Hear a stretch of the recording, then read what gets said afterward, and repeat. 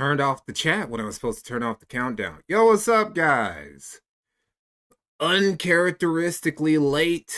Well, I'm usually late, but uncharacteristically late stream on a Sunday. Usually, if I do stream on Sundays, I'm earlier than this. But you know, things have been getting in the way, which I don't know. It just comes with the holidays. Also, the fact that I'm now like very deep into a very big documentary I plan on dropping. I know I've said this several times, but I plan on dropping this vid around Christmas, preferably on Christmas Eve. This is a big Christmas present to you guys before the end of the year. How's everybody doing? Oh, I saw somebody in the chat earlier. You said something like, where's the old stream? All the streams, I don't like to have my streams like bloat the channel and shit, right? Like I don't like them just filling up, because sometimes one time I saw, like I was rewatching one of my old videos and I saw one of the streams show up in the recommendations, and I don't like that. I don't like that people get recommended my streams, or like they come to my channel and they see all my streams. So I usually I private them. No, I don't private them. I unlist them and I put them in a playlist. This one right here. This playlist, I just put it in chat. That goes to where all of my streams eventually will go when I unlist them. I keep certain streams unlisted though, like the Nick Fuentes gay tier list. I just think that's really good content that I think stands on his own. So I let everybody see that. Gator 159, thank you for the early $5, dude. Mikey being a psychiatrist makes his videos so much more insightful. I don't know if I'm a psychiatrist. Have I ever claimed that? Have I ever claimed to be a psychiatrist? I hope not. Message retracted. You guys see anything like message retracted? Oh, maybe you did that. Okay. I don't block anything. So that's just YouTube shenanigans. People keep telling me to go to Kick. I might after this. I've been looking into it. I might just start like dual streaming from YouTube and Kick, and maybe also Twitter.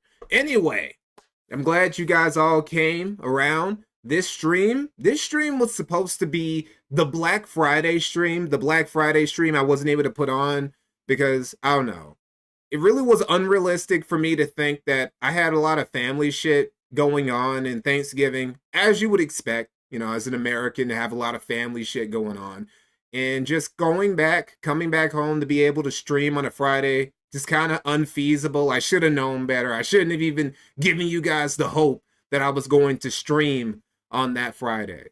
And also, while I was like doing research for some of the things we're going to talk about today, I started to realize, you know what? This is actually, well, number one, it was taken away from a lot of the time that I had to now start spending on the documentary I'm trying to finish by Christmas Eve.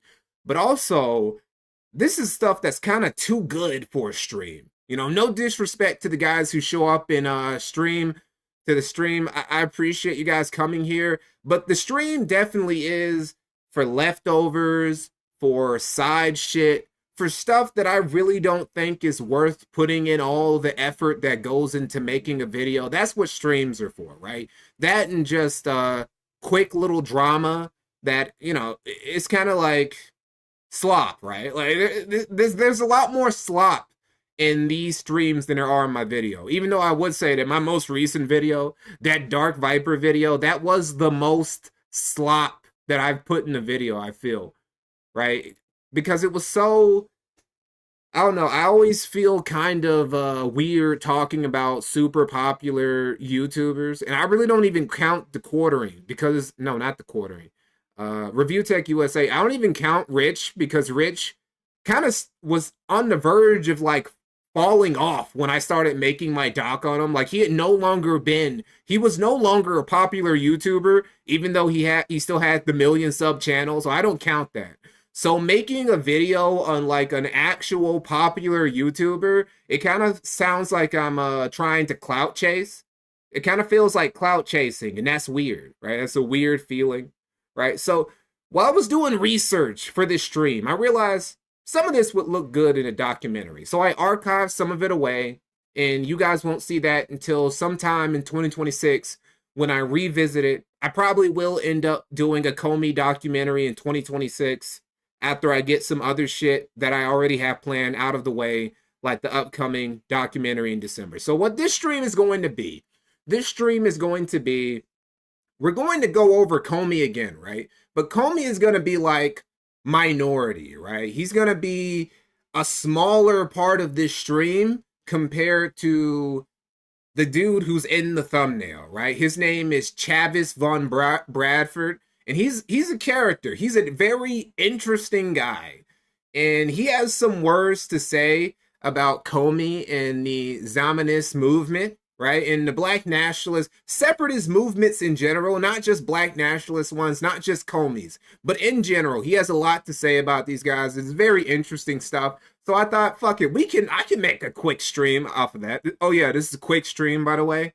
This one actually might be quick. This one might just be 2 hours. We'll see. We'll see. I usually think a stream's going to be 2 hours. It ends up being 3.5 or 4 hours. Whatever. Anyway. Yeah, thank you. If you guys like the Dark Viper vid, even if it's slop, I felt the sloppiness while I was doing the video, but still, I had to like put as much effort into it as I usually do. But we're gonna go over Comey. But before we do that, before we get to that, I just want to talk about this thing that popped up on the timeline. Hold on. Yes, this right here. This right here. So this was something that was tweeted just a couple hours ago. I had to talk about it. So apparently, some dude who used to be like a fraternity brother of Hassan back in college, he came on to the Destiny's subreddit, and he basically pulled a Dark Viper AU and just essay posted all up in this bitch about how Hassan is a creep, about how, because I don't know, there's been some drama about how Hassan is like, I don't know, he's kind of a creep, he's kind of an asshole with women or whatever. And he came here and he just gushed. Well, not gushed. He came here, he just like spit out all this shit about how Hassan just treats women like shit and how he's a creep and all this other shit, right? And I just wanna, my problem with this is, one, this is literally just he said, she said. There's no real receipts. I know what real receipts look like. I went through this. There's nothing really incriminating about this shit. It's like, it's a bunch of coincidences tied together. And even then, I understand the appeal. I understand the appeal of, oh my God, Hassan is a rapist. And right, that's hilarious. That's hilarious to just be able to call Hassan a rapist. That call him a sex pest. That is funny. But at the same time, this is a Destiny subreddit. How the fuck? This is like going to a P. Diddy fan forum and like posting about how much of a sex pest Harvey Weinstein or Jeffrey Epstein are. Like, what the fuck? Like, DGGers have no self-awareness when it comes to critiquing Hassan. Right? They say all these things about Hassan, about he has no principles, he's evil, he's a piece of shit. He has all these crazy takes. He talks about how people need to be hurt. He encourages political violence. He treats women like shit. And I'm like, you are a fan of Stephen Bonnell. You are a fan of Destiny. You are a fan of a degenerate liberal. Like, what are you talking about, bro? Like, you are not qualified. Destiny isn't qualified to say these sorts of things about Hassan. Just like Hassan isn't qualified to say these sorts of things about Destiny. But of course, this is why Hassan, and really Destiny, even though he doesn't say it as much, they both love the phrase, judge me by my enemies, right? Because then you can get away with being the biggest piece of shit ever, so long as you can find someone who's a slightly bigger piece of shit than you, right? This logic, obviously, it makes no sense because, Hitler had Stalin as an enemy and Stalin had Hitler as an enemy. If either of those guys say, judge me by my enemies, well, who's the bigger piece of shit? So anyway, this is just some rumor. This is some weird gay rumor, probably some op. There's probably some gay op by a DGGer, right? Who just decided to post some shit and see if it will stick. And of course, niggas are just eating it up. They just eat it up because, I mean, why wouldn't you? This is funny. It is funny to just like say that Hassan is a fucking sex pest. You know, you see Tectone, also another dude who isn't qualified to say these sorts of things about another E-celeb, right? None of these dudes, all these dudes are just like grifting pieces of shit with just weird histories with women, but they still just go after each other for shit that they're also probably guilty of. Anyway, it's weird. Now, moving on. I just wanted to cover that real quick. Moving on to Comey and all the, you're repeating my tweet? My tweet was hilarious. Yeah. Tectone is mad sketchy. All of them are. They all are. It's weird. It's weird. Like, everybody at the top of Twitch is just, it's way, in a way, it's really worse than Kick, right? Kick has a problem with, like, these crazy degenerates who do shit like engage in illegal street racing and gambling and shit, or IRL streaming shit. That's Kick's problem. There's like this whole Diddy conspiracy network going on in Twitch that like nobody does anything about. It's weird. Dan Clancy has some weird shit going on there. So anyway, on to Comey. So Comey, he's got a new profile pic. You know, he's really on it. He's really trying to get on his best Malcolm X shit with his Medusa ass hairstyle. Not a tarantula hair, but a Medusa hair, right? Just nothing but black serpents on that bitch. And as you can see, he's been busy on Twitter because that's really the only place where he's relevant is social media. Another Fuentes-ism. He's only really a big deal on the internet, and only then on certain parts of it. So we're just gonna react real quick to this clip of a video that we're not gonna watch. We are gonna watch a video from Comey, not this one, but this clip is really the only thing from it that's worth reacting to. So clear that I am not a Republican.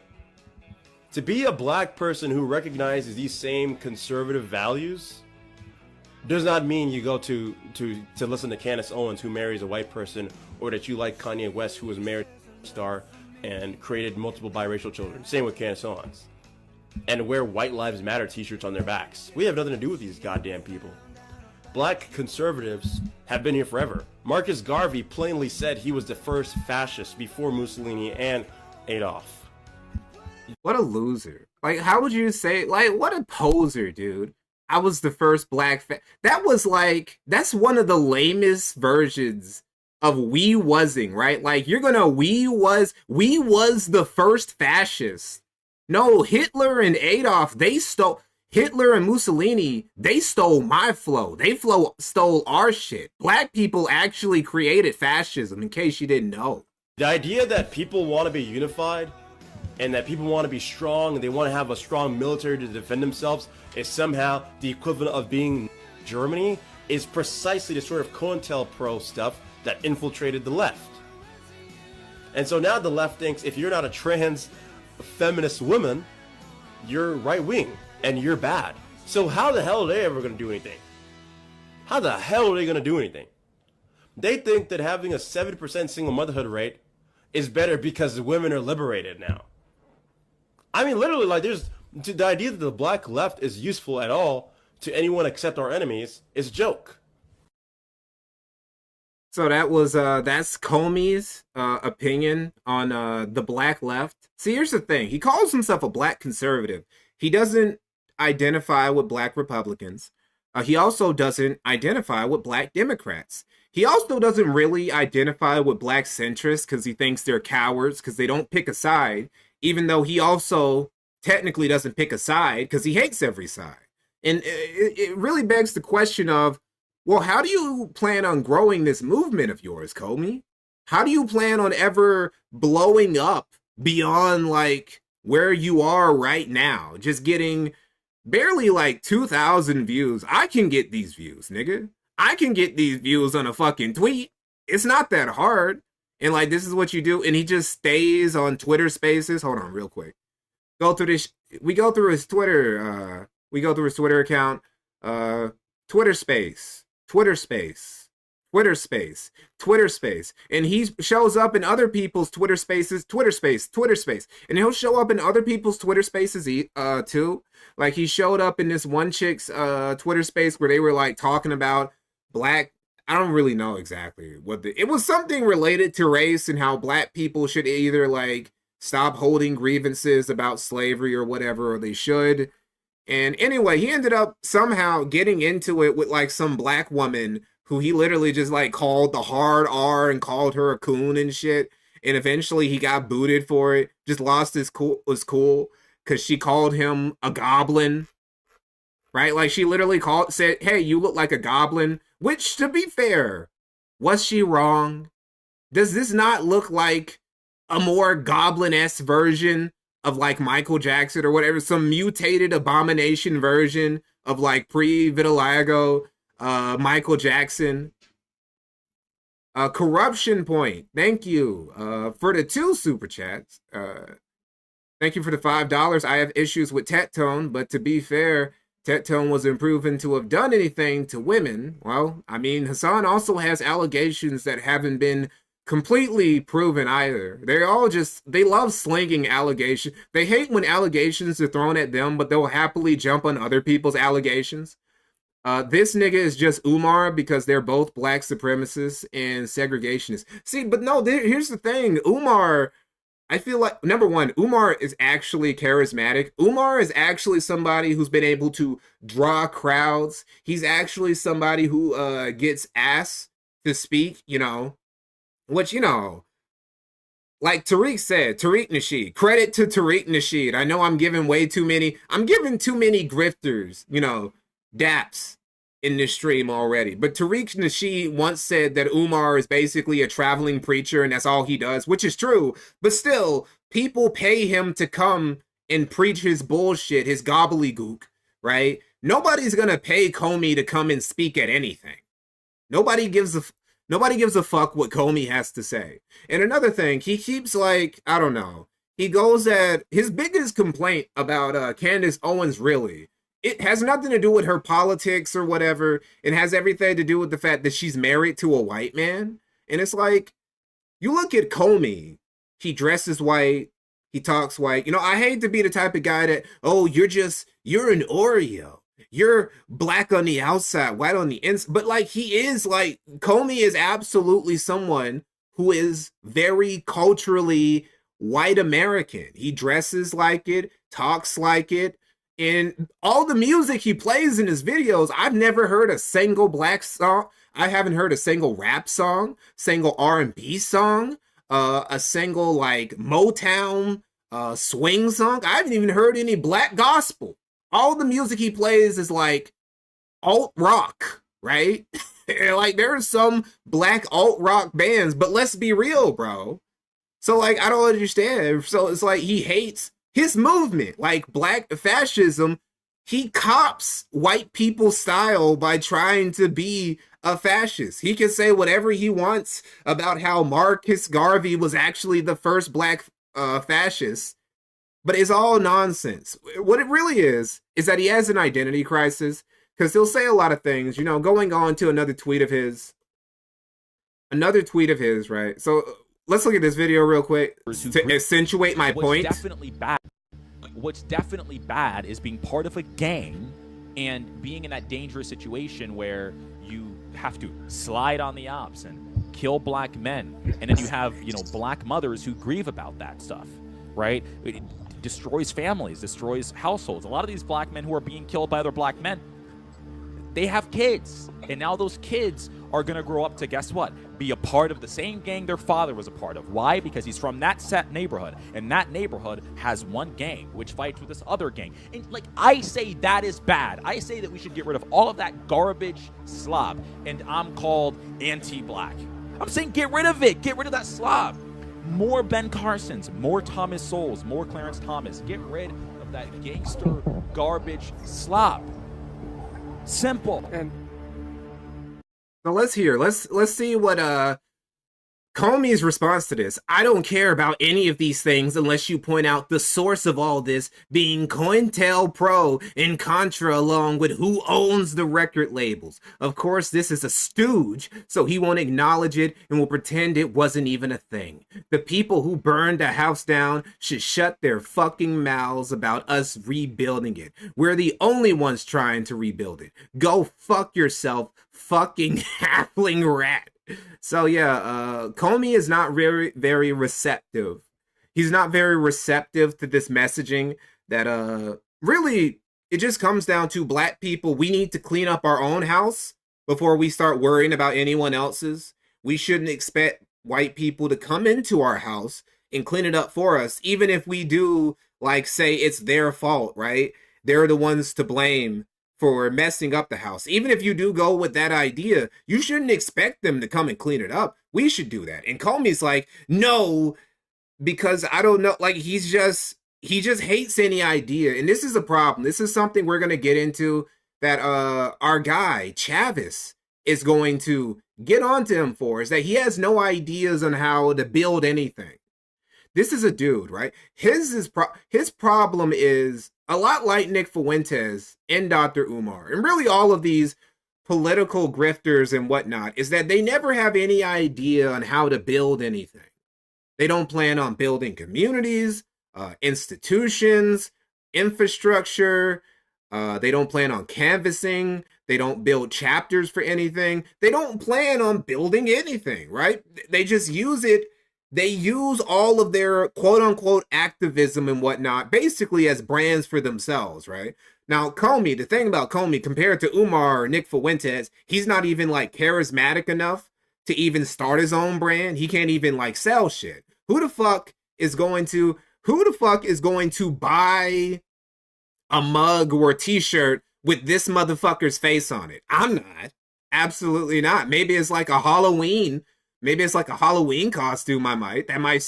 This face might scare some children, but I'm not about to go out and just rep the Zionist movement. Because what the fuck even is Zionism besides, like, a bunch of black incels who want to make their own Black Wakanda, essentially. Well, Black Wakanda. Well, yeah, Black Wakanda. That is just me repeating myself. And here he is. He's talking about Kodak Black. The reason Republicans would bring a lowest common denominator like this to the White House is because effectively no black man or woman with half a brain wants to visit Donald Trump. Any black person with a head is either a Democrat and or race focused. This is gross. Okay. So this completely contradicts what he said about well, we're going to watch a video. We're going to watch a video at the end of this about how he literally says the black left needs to be destroyed. So he says any black person with a head is either a Democrat.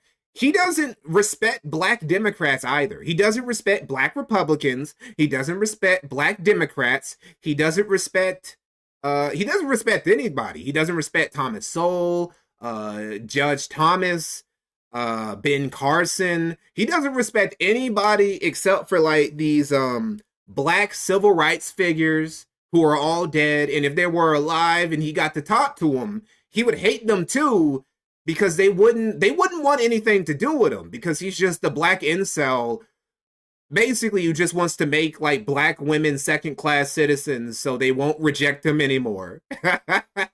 Because he has, like, mad scaring the hoes-itis when it comes to black women. They want nothing to do with him for very understandable reasons that really have nothing to do with his looks, right? It really all comes down to his personality and his ideology and shit.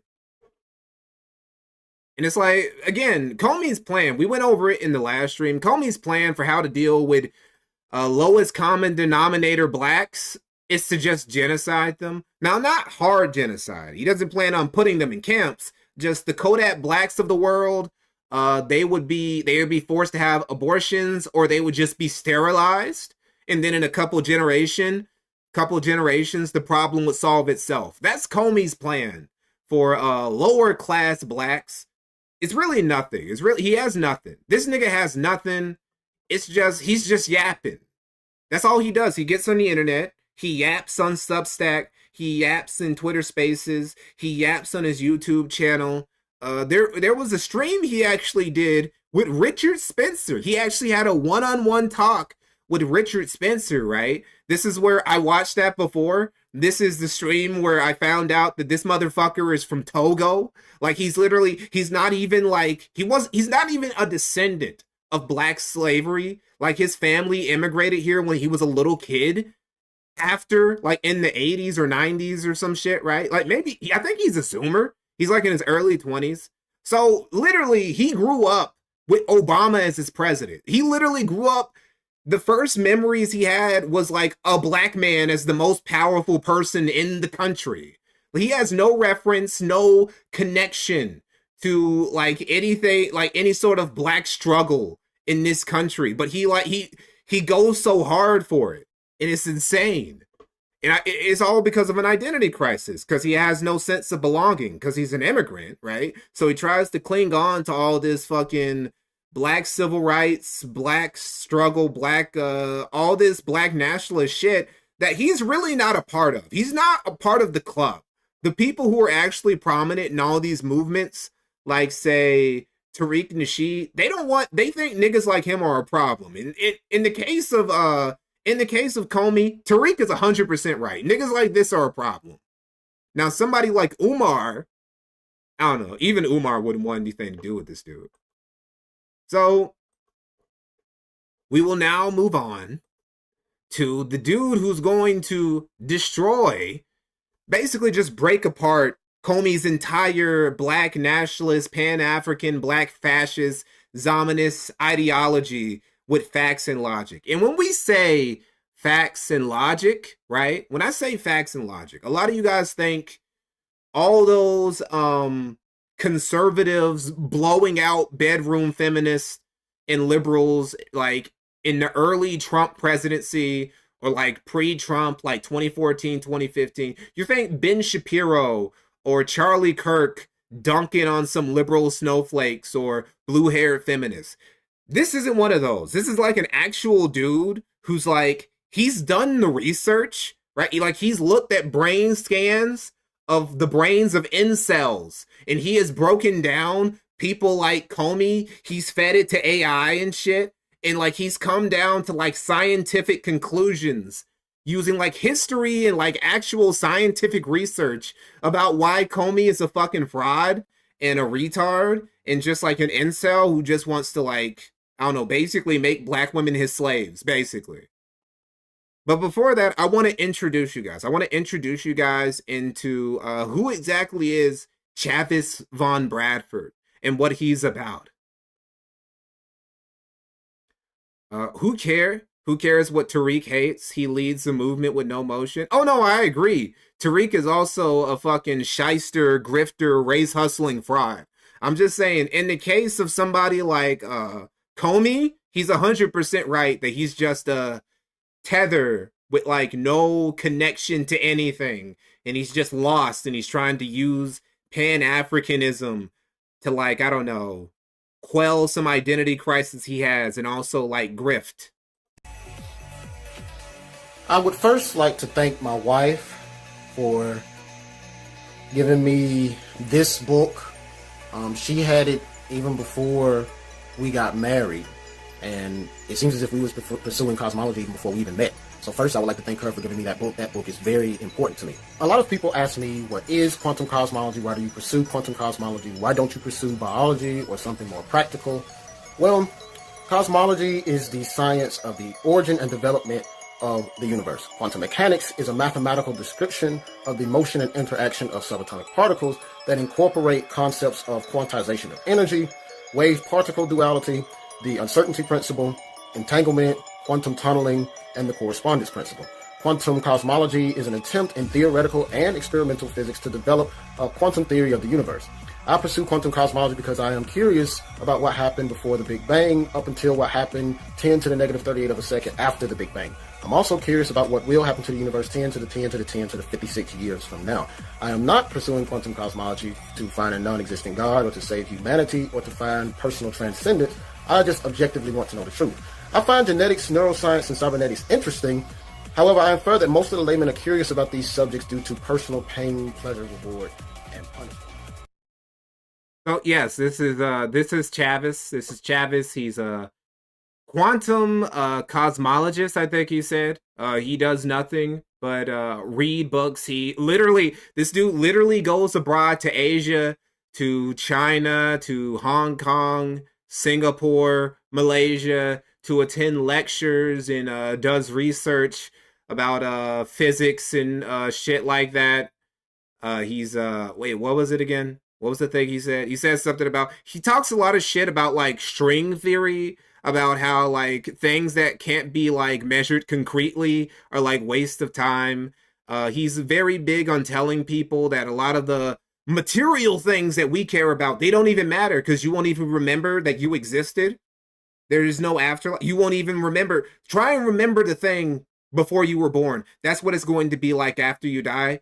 He's one of those guys, right? So I want you to understand where this guy is coming from. Here, we'll watch another video. We'll watch another video from him before we get into it. Because I know one of you guys are talking about, he's actually not. I know you may look at it. You look at this dude and you think, is he another black fascist? No, he actually isn't a black fascist. There's actually a very specific reason why he dresses the way he does.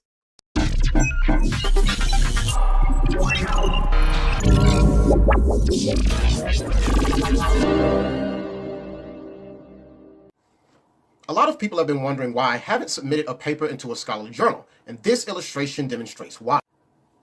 The blue lines represent the mathematical, inferential, experimental, observational, and methodological connections that me and many other scientists must make between various physics and quantum cosmology topics. Too many people lack the process of thinking about one's own thinking, and this leads to a cognitive bias in which people with limited competence in a particular domain overestimate their abilities. But to be fair, most of the people who ask me why I haven't written any papers yet only do so after I confront their reward dependency and hedonism. No real physicist would strive to be like a neurologically deficient crackpot on Facebook, Reddit, Discord, and Twitch who never even attempted to take the ACT, SAT, O-levels, A-levels, or the GRE, or people who drop out of college to be happy or go backpacking. I don't want to be one of those charlatans who email established physicists with a dubious and ill-conceived so-called new theory.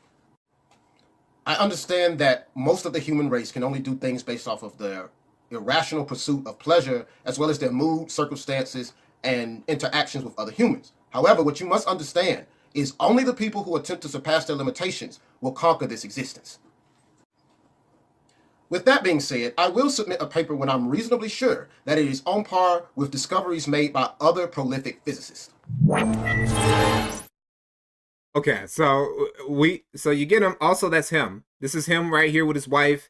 His wife is half Malaysian, and she speaks fluent Chinese, which really helps him because Chavis, he likes to, he goes on a lot of, well, he mainly posts. He doesn't really post. That was from TikTok. He mostly posts on like Chinese social media and shit because he likes it better because according to him, Chinese social media, they actually talk. If he posts something about like quantum physics and shit, he'll actually get shit respect like that relates to quantum physics. Unlike in like the United States, you post anything on American social media, a bunch of like culture war shit, bunch of political shit, a bunch of pseudoscience shit, just a bunch of midwits just clogging up his mentions and his comments, and he doesn't like that shit.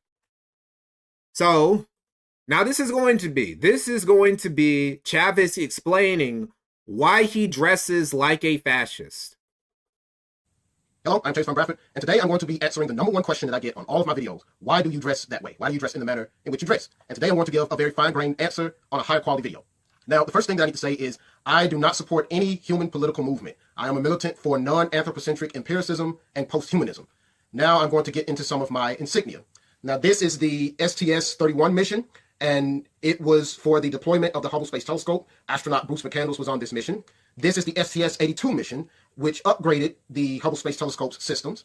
I'm going to zoom in on this, but this is pretty much the STS-51L mission in which the Challenger space shuttle exploded, killing its crew members, including Krista McAuliffe, who was going to be the first teacher in space, and Ron McNair, who was going to play the saxophone in space. So, see, just real quick, I just want to like a little aside. The Challenger disaster is one of those things why like I never really take people seriously when they say things like America will never come back from this, or America's reputation is like it's done. It's in the dirt. People think we're a joke now. Seconds, and the solid rocket booster engine gimbal now. Engines beginning throttling down. Like this happened. This was on live television. Normal throttles for most of the flight, 104%. People saw this. Velocity 22. Millions of people saw this. People in other countries witnessed like one of the biggest L's America has ever taken. Like at our highest institution, is now right? on the way after more delays than NASA cares to count. This morning, it looked as though they were not going to be able to get off. 1 minute 15 seconds. Velocity 2,900 feet per second. Altitude 9. Like everybody saw that. Everybody in America saw that. Everybody in Russia saw that. Everybody in China saw that. All of Europe saw that. Everybody saw America fuck up on like the highest level possible, right? Like this was supposed to be like some breakthrough. This shit was supposed to be put in history books for like generations to just look at this, marvel at this accomplishment. And we just fucked it up. A bunch of people who weren't even like just civilians, just died on live television.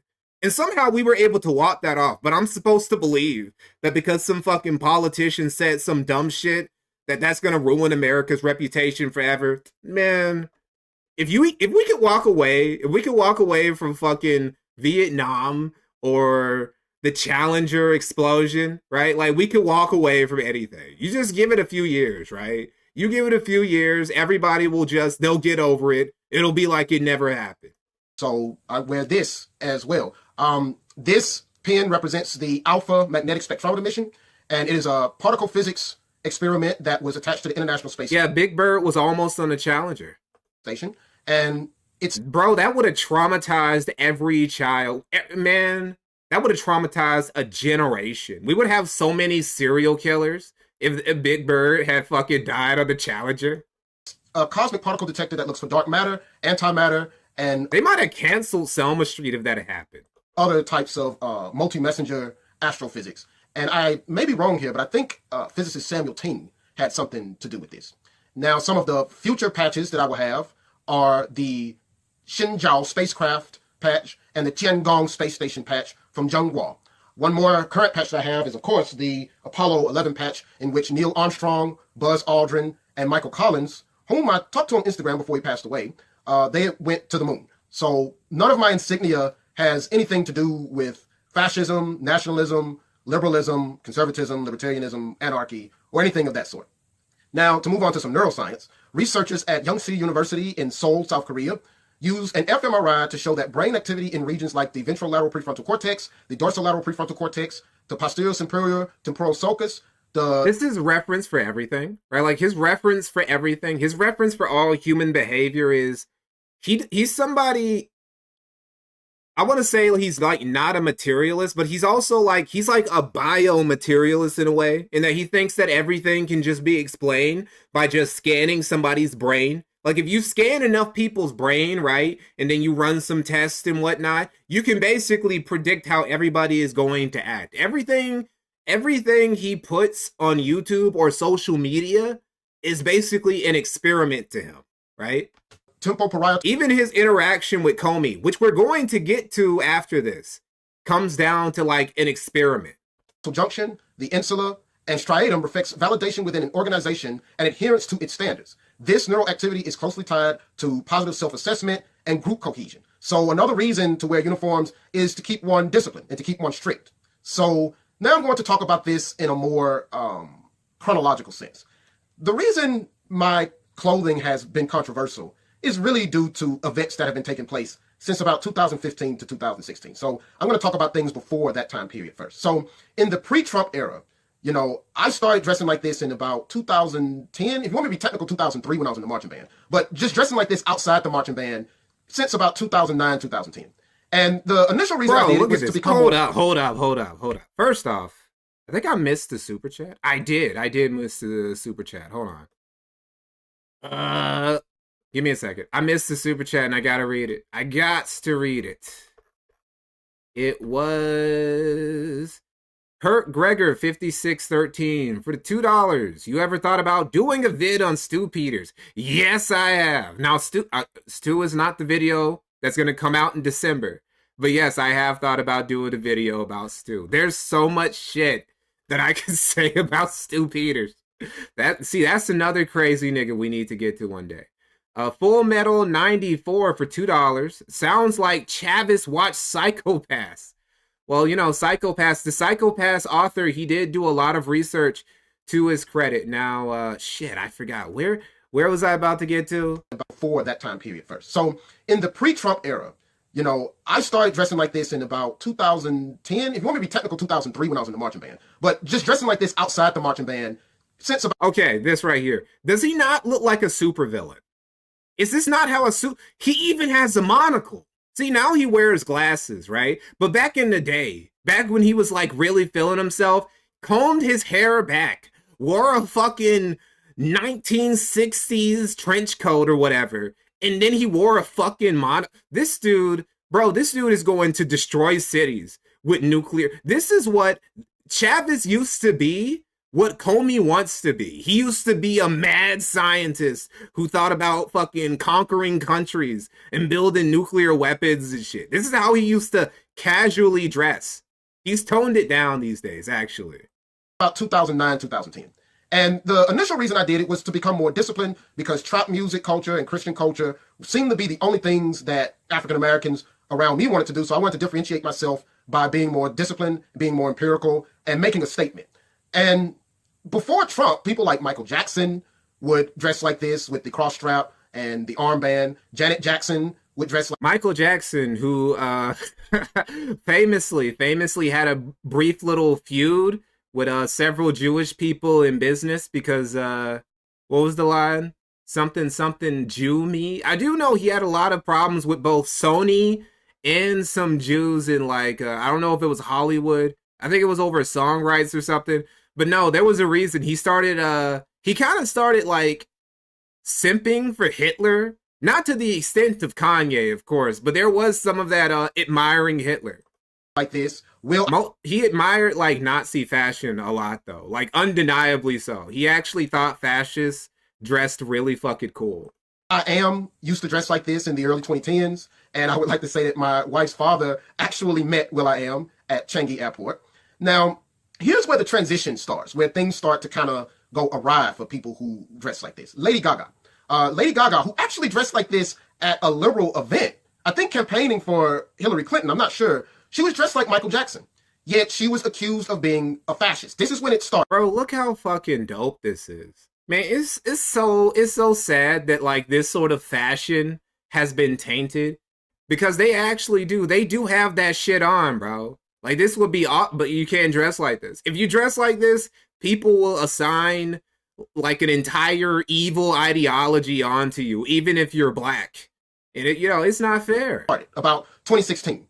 Now I'm going to talk about some fMRI data. Liberals react based on their anterior cingulate cortex and insula, whereas conservatives behave based on their amygdala and insula. The anterior cingulate cortex functions are emotional bonding, fear conditioning, blind empathy, and an emotional response to pain. The amygdala's functions are defensive aggression, emotion, extrinsic motivation, and fear. So neither liberals, communists, capitalists, conservatives, or any of these people are neurologically capable of analyzing existence primarily based on experiments, measurements, systematic observations, and inferences. This is going to become more important. Okay, so we see a lot of fence-sitters. We see a lot of centrists. We see a lot of people who just like, they have no opinion on politics and they say lame shit like, oh, it's beneath me, or this is probably the most legitimate reason I've ever seen somebody for saying that politics are beneath them.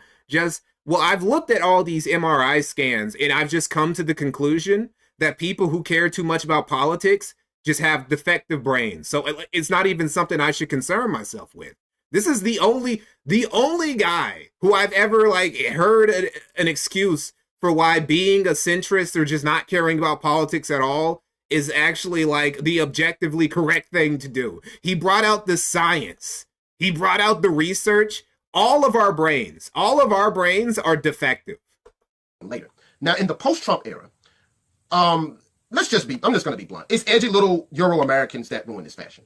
They ruin this fashion because they are either incels or they just don't like people of color. And they would go on 4chan and say very anti-Semitic things and use these wojaks of people who are dressed like this to weaponize certain things and just to make people feel bad. They like liberal tears. They like to make people feel horrible. And this is based off of their amygdala and their insula. Liberals overcorrected by banning certain things. I remember when my first video that I had that had some music in it that was industrial, it was like, this video can't stay up anymore. And that's when I started to see things changing. And this is really due to, Jan 6, Charlottesville, racism, masquerading as free speech, and all this other kind of nonsense. Another thing that has actually come up as of late is this stupid Afrocentric fascist nonsense based off of Zamet and Afum. So when it comes to this Zamet nonsense that has also made it where people are comparing my fashion to his, there will be a separate video in which you can find here or in the description in which I rip apart this stupid dogma, in which both me and my wife rip apart this stupid dogma. Also, lastly, I'm going to say this. You guys will say that, oh, it's the Wojaks, oh, it's the memes, oh, it's the...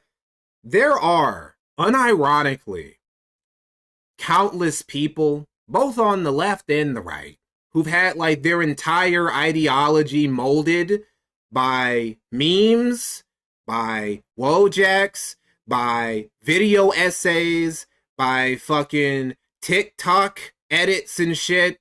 And like, you guys want to say it, right? Because I understand. I have a very gifted chat. I have a very gifted audience. And you guys, your amygdala or whatever the fuck he was saying, we have better brains. If Chavez was to scan our brains, he would be impressed by what he sees. Average person, a lot of these niggas who are on social media and shit and who do nothing but post about a lot of this dumb shit every day, they honestly, genuinely get a lot of their political takes, a lot of their core beliefs. They don't even have like actual values. They just they cling to like whoever's the most relevant e-celeb, and then they just like repeat what that person says verbatim.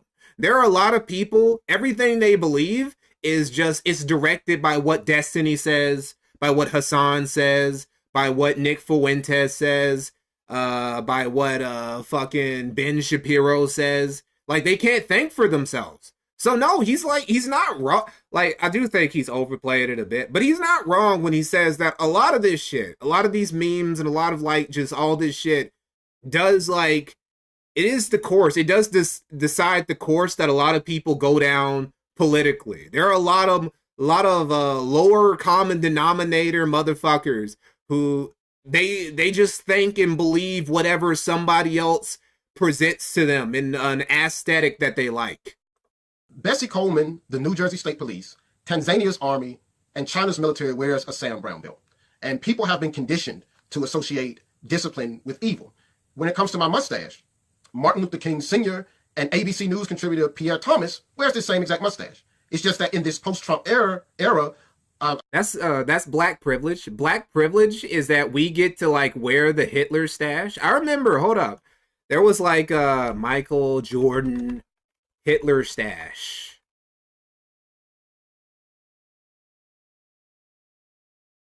Yeah, there was an era where Michael Jordan was just going around rocking the Hitler stash and couldn't nobody tell him shit.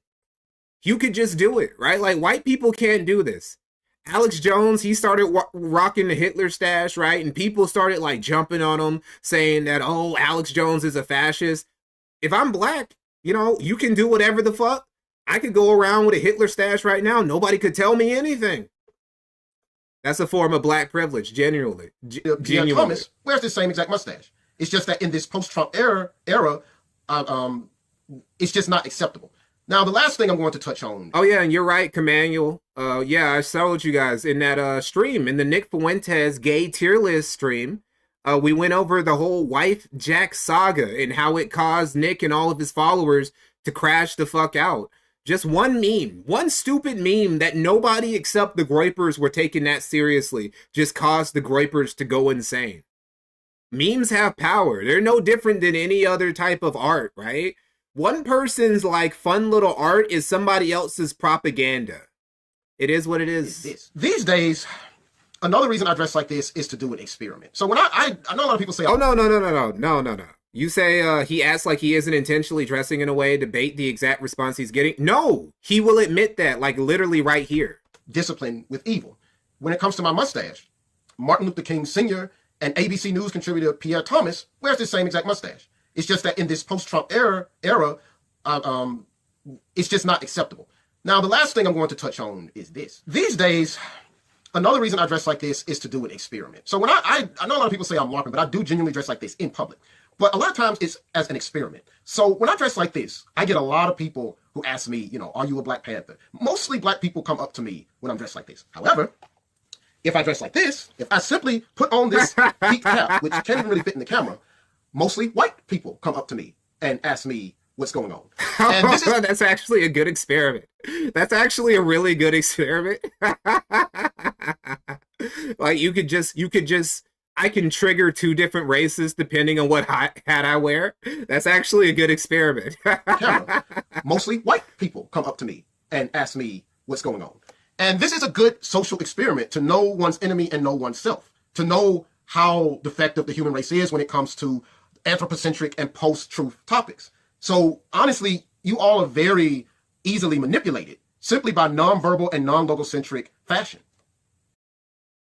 So, okay, that's Chavez. So as you can see, he loves his experiments. He loves it. He thinks that a lot of people, they're very, their behavior is motivated by just a few core primal behaviors, very easily manipulated and whatnot. So he basically just likes to perform experiments with them.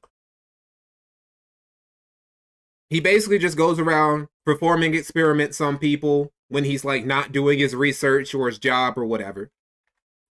And so this is another short video we're going to watch. And then we're going to, I got like this stream that I've broken up. I've kind of like gotten some highlights from the stream that I want us to cover. But before we get that, we're going to get to this. This is like a prelude. He's made some videos criticizing, not necessarily Comey specifically, but the Zionist movement in general, right? So this is him just like, this is a prologue to the stream we're about to get to.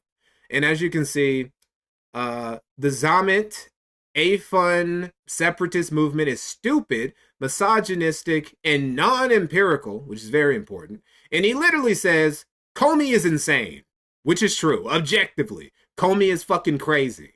As of late, is this stupid. Another thing that has actually come up as of late is this stupid Afrocentric fascist nonsense based off of Zamet and AFUN. And I'm going to address him because he didn't used to dress like this. I influenced him to dress like this. I'm going to address this head on because the reason I've gone viral as of late. That's actually just like off the rip.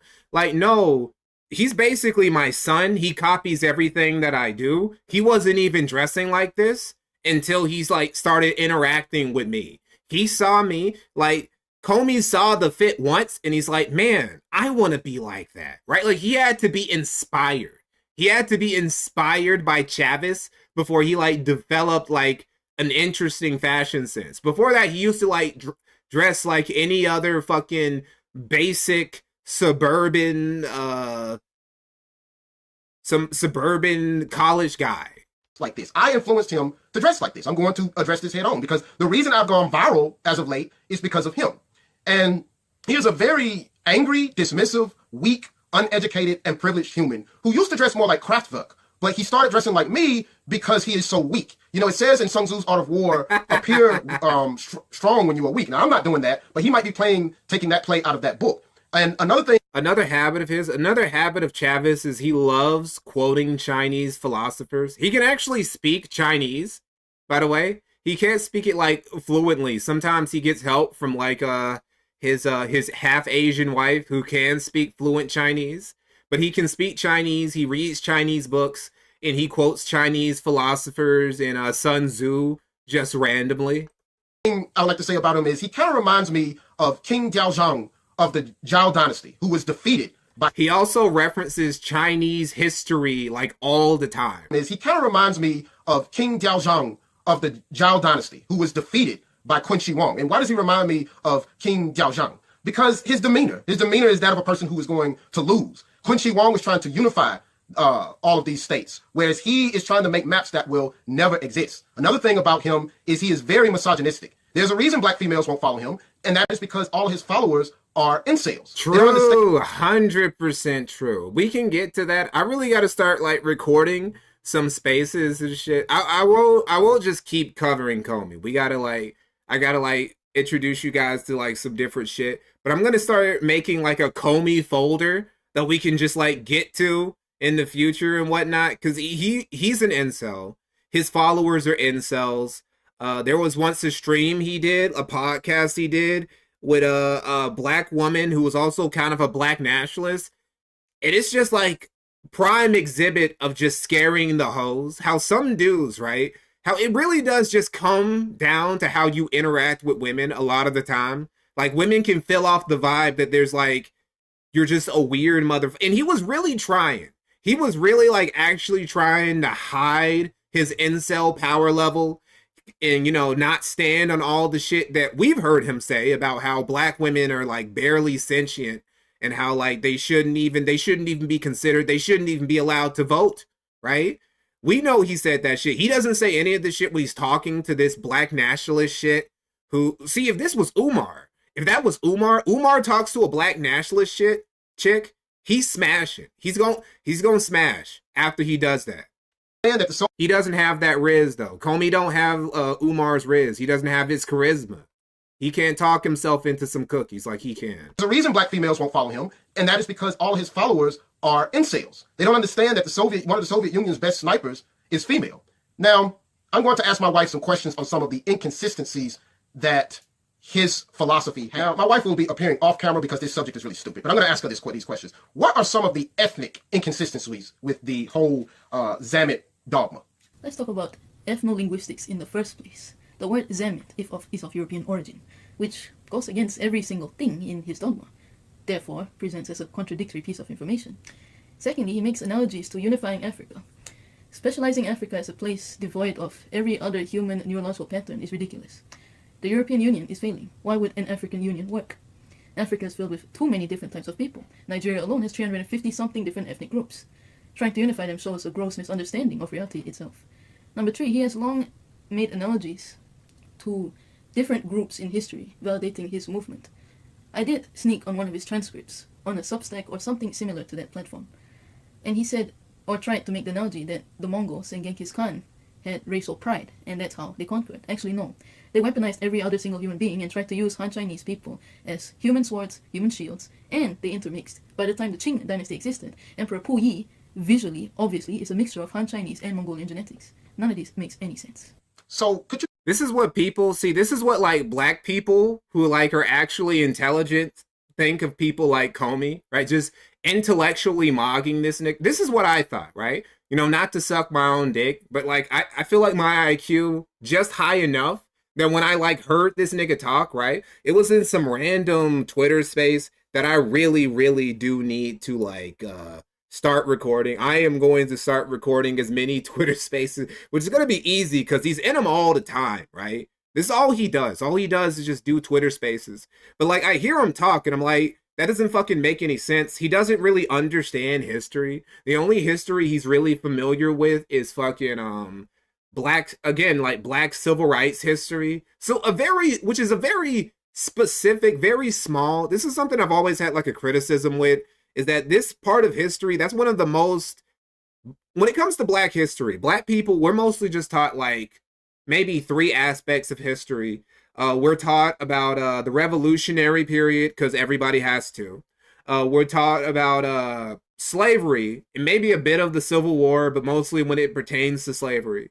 And then we're talking about civil rights, and everything else is kind of like a mishmash of like whatever is most relevant for the era, right? And the thing about it is that civil rights is a very, very small segment of black history. Like, many black people don't know about the Buffalo Soldiers. The Buffalo Soldiers are basically like black I would call them black cowboys. I don't want to call them black Texas Rangers. They were black soldiers who mostly fought on the American frontier, and also they played a very important role in like the Spanish-American War, the Battle of San Juan Hill, very famous for Teddy Roosevelt just charging up there like a fucking Chad and laughing his ass off once he was on top of the hill while bullets were still flying past him. Yeah, as much as I love Teddy Roosevelt, and I think, you know, very heroic and a lot of chivalry with his Rough Riders, a lot of the work at San Juan Hill was done by mostly black colored troops, the Buffalo Soldiers, being led by, I think it was John Pershing. John Pershing, that would be the dude who would like lead the U.S. Expeditionary Force in World War I, right? So it's like what I'm saying is like black American soldiers played a very important role in American imperialism. Like we helped the country both like spread out and conquer Indians in the West after the Civil War. And we also played a big role in like defeating the Spanish and conquering the Caribbean, right? But you don't hear that. You don't hear a lot of like Pan-Africanists talk about, well, what about the role black Americans played in American imperialism? Because like objectively, we did, right? And they never talk about this. And Comey wouldn't know about this shit because he doesn't care. He only cares about the part that he can like use to weaponize in his Pan-African black fascist autism, which he only like used as an escape from his identity crisis because he's a fucking Togolese immigrant to the United States who doesn't even have any connection to like pre-end of Jim Crow, pre-civil rights black Americans, right? He has no connection. I have actually traced my lineage and ancestry like back to, I can literally tell you, I'm not going to. Well, I couldn't like literally tell you. I could like tell you the regiment, right, that one of my ancestors fought in the Civil War, like the colored regiment that he was part of. Comey couldn't tell you that because he's from fucking Togo and his family didn't even get here before like probably I think like the 2000s. So isn't there a movie about them? Yeah, there probably is a movie about the Buffalo Soldiers, but you don't really see it played a lot. So yeah, anyway, Comey doesn't know what the fuck he's talking about, and this is how like black people who actually read books actually like think about him and his gay, dumb ideology. Touch on some of the historical inconsistencies that he's been espousing. There's so many at this point, it's hard to even name. Let's talk about his relationship with Somalis, discrediting them just because they could have somewhat of a Berber or Amazigh admixture. That's ridiculous in of itself. In Nigeria itself, the Yoruba ethnic group, which presents themselves as homogenous, is actually not homogenous. Most Yorubas actually have 25% Fulani DNA, and most people would ascribe Fulani DNA to false anti-pure African, I guess, perspective, saying they're not purely African. If that is the case, why does a group that presents itself as purely African have DNA that from another group that people say aren't purely African? Number two, the Bantu expansion. Africa was not a peaceful place that was ravaged by European colonists. Everywhere in this earth was filled with no peace for any, not even just humans or biocentric entities, plants, particles, annihilation, baryon asymmetry. Anyway, bringing this back to a ridiculously anthropocentric perspective, the Bantu expansion made it where the natives of South Africa were simply bred out and taken over, which is why when you listen to most of Amapiano, as much as it is great music, the people who make it are mostly Zulu in ethnicity and not Xhosa. That's just how humans are. However, there's this false narrative that Africa was and should be a land of peace. That itself is not reality.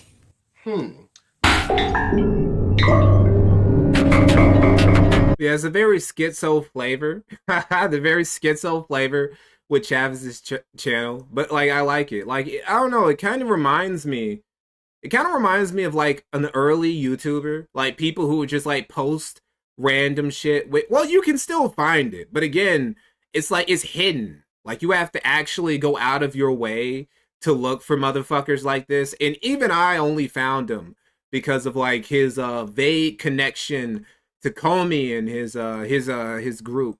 So this right here, why are Athon, Comey, Gagno, Zomnit, and the Afro-nationalists incompetent or misogynistic?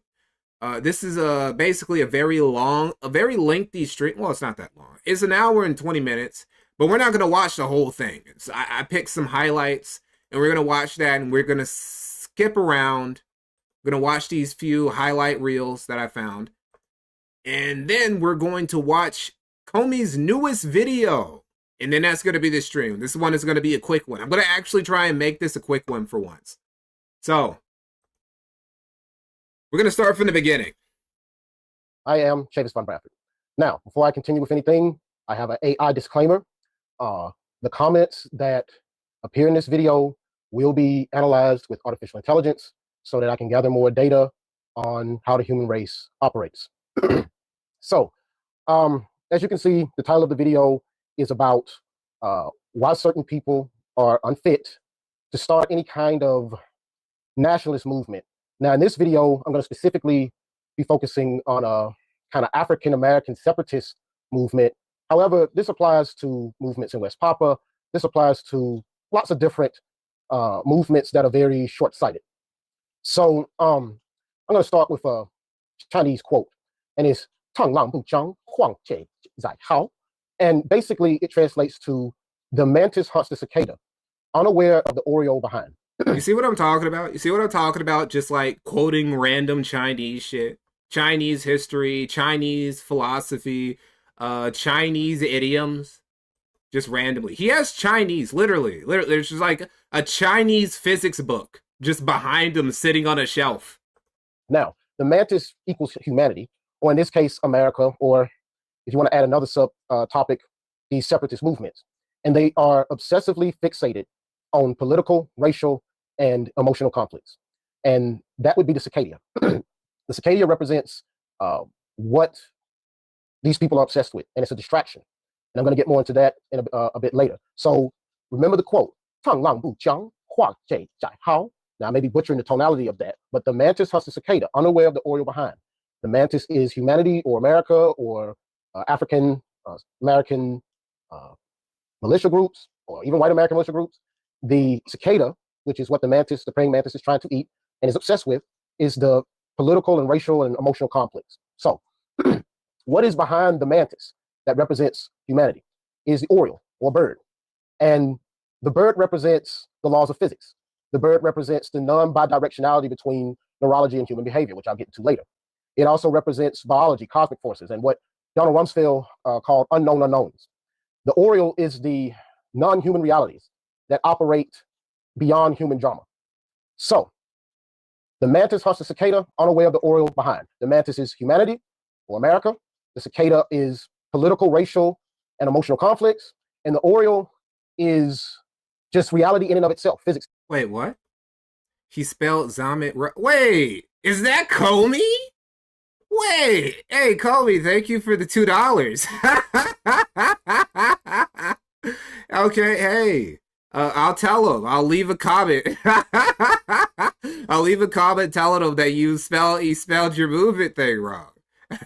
Thanks for the $2, dude. Chemistry, biology, unknown unknowns, Godelian propositions of things that can't be known. So, what are my motivations behind making this video? So, I'm going to go off script a little bit.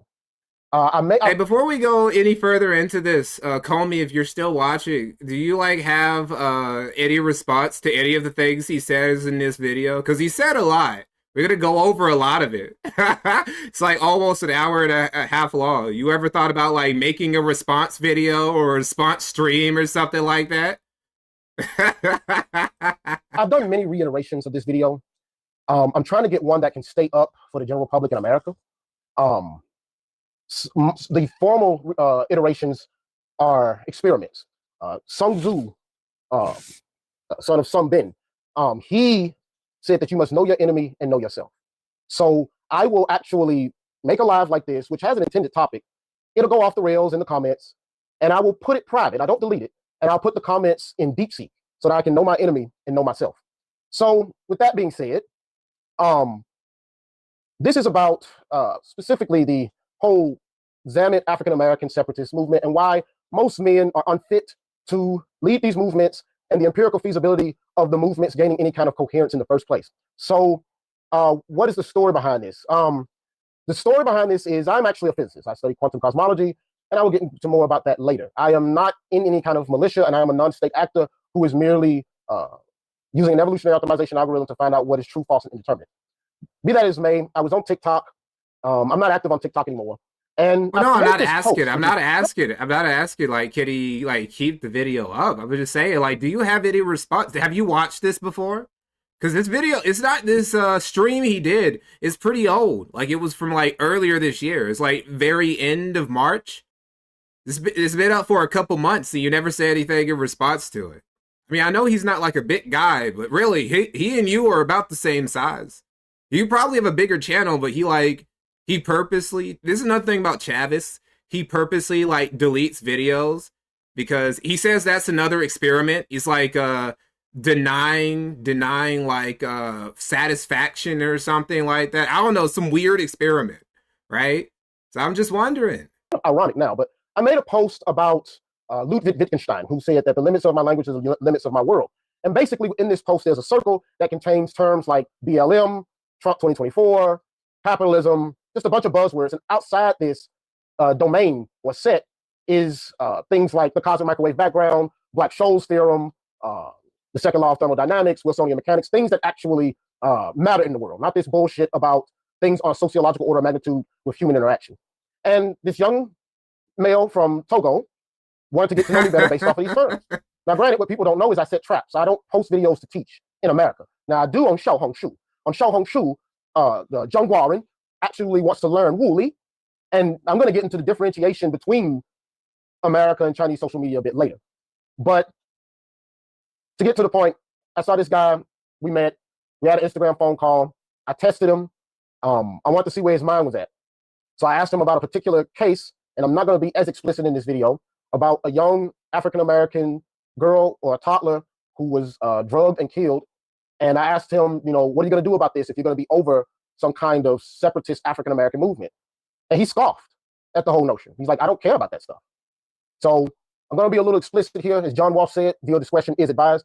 He does not care about little black girls rotting in a trash can with maggots bursting out of their eyes. And I need to say this, and this is going to be a reoccurring subtext in the video. Always ask yourself. This is one of those things. Call me if like you're still watching. This is one of those things that like I have a problem with you and like your whole ideology, right? Because it seems like you just like shun the responsibility and the accountability of these other things, these like things that go on at like the bottom, right? Like all these tragedies and whatnot that just transpire in Africa or in poor black neighborhoods every day. You say that doesn't matter. Like you put out a video saying like you don't care about black crime, which whenever I hear one of you black nationalists say some shit like that, it's like 90% of the time, people who are victims of black crime are actually other black people. Like you hear a lot about black crime and like, you know, the victim is a white person or an Asian person or a Hispanic person. You know, that actually does happen a disproportionately a lot.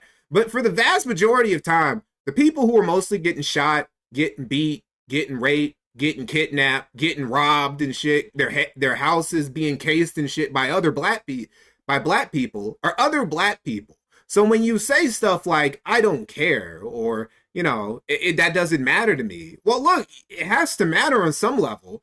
Because you're going to have to do something about these people. And if you think that these people are just going to willingly abort themselves or sterilize, like abort their kids or sterilize their children and shit so they don't reproduce, I don't know, bro. You're kind of delusional. You remember before you were born so you can understand that your pre-birth non-existence will mirror your post-death non-existence. That will be a reoccurring subtext in the video so people can understand where we are as humanity. Now, as he scoffed at this toddler's demise, I tested him some more. I kind of changed it up. But the thing is, if you see me get dramatic, it's an experiment to, as Sun Tzu said, rouse your enemy so that he may expose themselves. Emotions are a weapon. They're not a thing for compassion, especially with these entities. So I got into a bunch of different characters, and I asked, he has this obsession with, and I don't want to get kicked off, but an Austrian painter. So I asked him about the book. Did you read his book? Of course. Did you read specific chapters in his book? And he was very uneducated. Frankly, to add more context, I think uneducated? Wait, what? Did you read specific chapters in his book? And he was very uneducated. Wait, hold up. Now, Comey, how are you going to call yourself a black fascist and be a fan of Hitler? But like, you're not even familiar with the Mein Kampf? Nigga, I've read Mein Kampf. It's not a hard book. You can literally like go at any fucking random site and just find a PDF of it. How have you not read that fucking book yet? Like, that should be your Bible. Yeah, he is a fake fan. This nigga's a fake fascist. He's in it for the fashion. Literally. He's literally in it for the fashion that he stole from Chavez. Frankly, to add more context, I think the young man is a Mauger who mews for the camera. He is Togolese. He's not even African American, which is peculiar why people want to follow this man. And that in and of all right, hey, call me. You're saying silly goose. Do you have any response for that? How you're just Togolese and you're not actually African American? Like all this fucking pro civil rights shit, black nationalist shit. This doesn't even apply to you. Can you say that, Mr. Silly Goose? You just a Togolese tether. Like none of this shit even concerns you, right? You keep saying rebuild the house, nigga. You technically aren't part of the house. And she hates. How far can you trace back like your family tree in the United States? Can you do it further than like 20 years? Can you do it further than 10 years? White people, okay, but he steals and bites everything they do in such a poor way. But that's none of my concern. The thing is, that's another thing. How come you keep copying the white man, but then you also like you shit on him all the time? Are you a fan of like white people or are you not? You can't just keep stealing their ideologies, their music, their fucking fashion shit and whatnot, and then say, you know, like they're a problem, nigga. That's like a wigger. That's like a wigger like Nick Fuentes. And even Nick Fuentes isn't racist for real. Nick Fuentes LARPs as a white nationalist, but he's a wigger at heart who listens to rap music and loves Kanye and shit all the time. Like just recently, somebody on Nick Fuentes' stream, they asked him about, hey Nick, what do you think about Kanye fucking getting on his knees and holding hands with that rabbi and asking for Jewish forgiveness? And Nick just told him to fuck off. Because that's how much he loves his GOAT, Kanye. Kanye can do no wrong. See, Nick at least is consistent on that. You're a mess. You're a mess, Comey. Like, what do you actually believe in? Do you believe in anything? Because you're all over the fucking map, brother. She hates white people, okay, but he steals and bites everything they do in such a poor way. But that's none of my concern. The thing is... Okay, Chavis Bradford, you say he's 5'3". I've seen photos with his wife, right? I've seen him with photos with his wife. So unless his wife is like fucking 5'1", I'm not sure if that's possible. Hold on, let me look it up right now, actually. Let's look it up right now. Hold on, where is it? Fuck! Hold on. Oh, you know, I can go look right now. Chavis Bradford. Instagram. We can look at the pics. Because I remember somebody said you were 5'6". Somebody you were beefing with in like a Discord call, they said you were 5'6", Comey. Is that true? Man, hold up. Y'all can't look at this. Look away. Look at Comey's face real quick. Yeah, Comey, somebody told me that you were fucking 5'6". Is that true? You're talking about somebody else that's 5'3". You aren't that much taller than him if that's the case. Okay. I hate this. I hate how you have to log in to like 30 different fucking things. Now I gotta go to my phone and shit. Let's see. Fuck it. I'll just get fuck it. I'll just go for an email. I'm holding up. I am totally holding up the show now. I'm sorry, guys. I didn't mean for this to happen.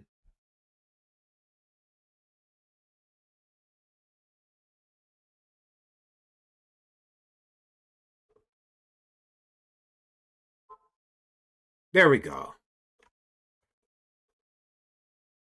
Okay, now we can finally answer the hype question. Let's see who hype mogs who. Ooh.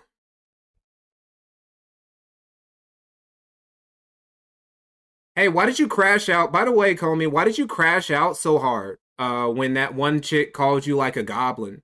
You kind of went off on her. That was kind of unnecessary, bro. Why'd you go so hard? Why'd you go so hard, dude?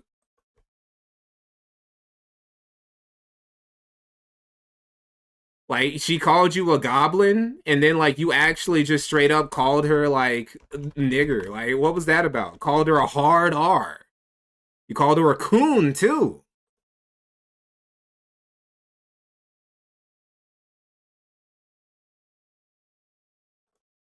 Alright, fuck this. You know what we're gonna do? We're gonna do what I should have did, which is just fucking, go to Google. Google will do exactly what I want to do, and it'll do it way easier. Okay, here it is. Here it is. All right, bringing you guys back. Okay, so, let's see.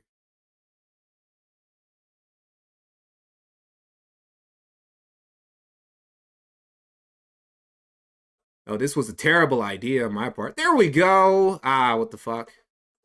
Everything's a problem. Why is everything so hard? There we go. So you see him. This is him. This is him. This is Chavez and his wife, right? So unless his wife is fucking 4'11", Comey, I really don't think it's possible that he's 5'3". Now, can you please answer the 5'6" question? Are you 5'6" or not? Until you tell me what his actual, until you tell me what your actual height is, Comey, and I want you to post it too. Like, I want you to post it, but you like, I don't know, you're like underneath something with like a big ass ruler or something that's actually measuring your height, or like you're standing next to somebody who looks tall or whatever. Post something like that, and then I might take what you say about Chavez's height seriously. Hink the Sperman. I'm sorry, this thing won't let me see your full name. Hink the Spermatank, 2753. Thank you, brother. Mikey, get Comey on stream and start the Black Sector. Well, I don't have a Discord. I don't really know how it works. I could figure it out before the end of the stream. I don't know. We'll see. I really want to get through this first. Is it even feasible for some kind of movement like this to even be started? Especially when the progenitor of such is so degenerate, misogynistic. Honestly, I could just hit him up on a stream on a Twitter space later. I know he's always hosting one. He hosts like 50 Twitter spaces a day. And callous to 3-year-old girls riding in trash cans. So another thing is, why do people defend him? I have behind me some fMRI images. These fMRI images deal with nationalism. Now, when it comes to nationalism, there are specific parts of the brain that come up that deal with pride, and it deals with some kind of self-preservation. Here's the thing.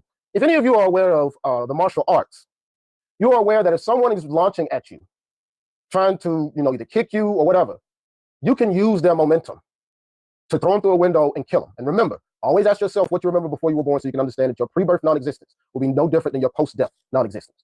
So this is a part of Wu Wei, which is, Americans translate this terribly on Wikipedia. Wu Wei in Chinese does not translate to do nothing. The Reddit people who are high on shrooms took these texts from China. This is when I knew. This is when I knew that Chavez was base, because he hates Redditors and he dunks on them all the time. Because, like, to him, he thinks it's full of fucking pseudo-intellectuals who don't understand anything. They just post shit on there for fucking good boy points, and he hates that. This is when I knew he was based. Wikipedia. Wu Wei in Chinese does not translate to do nothing. The Reddit people who are high on shrooms took these texts from China to be lazy. It doesn't mean do nothing. It means effortless action. Wu Wei. And you use this effortless action to use people's momentum, because Zamet has momentum with these young men. And you use the Wu Wei to steer them into oblivion. So people defend him based off of neurological defects, basically. Neurological defects in the amygdala, which is responsible for defensive aggression and extrinsic motivation. Neurological defects in the insula, which is the part of the brain that has a negative hedonic reaction when somebody goes against beliefs. And when all the rape fantasies they have, possibly neurological defects in the amygdala hypothalamic axis, which causes these people to have a lot of these fantasies. And this is modulated with the mesolimbic and corticostriatal reward system. Yeah, Chavez glazes the Chinese, but in his... Wait, what the fuck? Yo, what happened? Oh, no!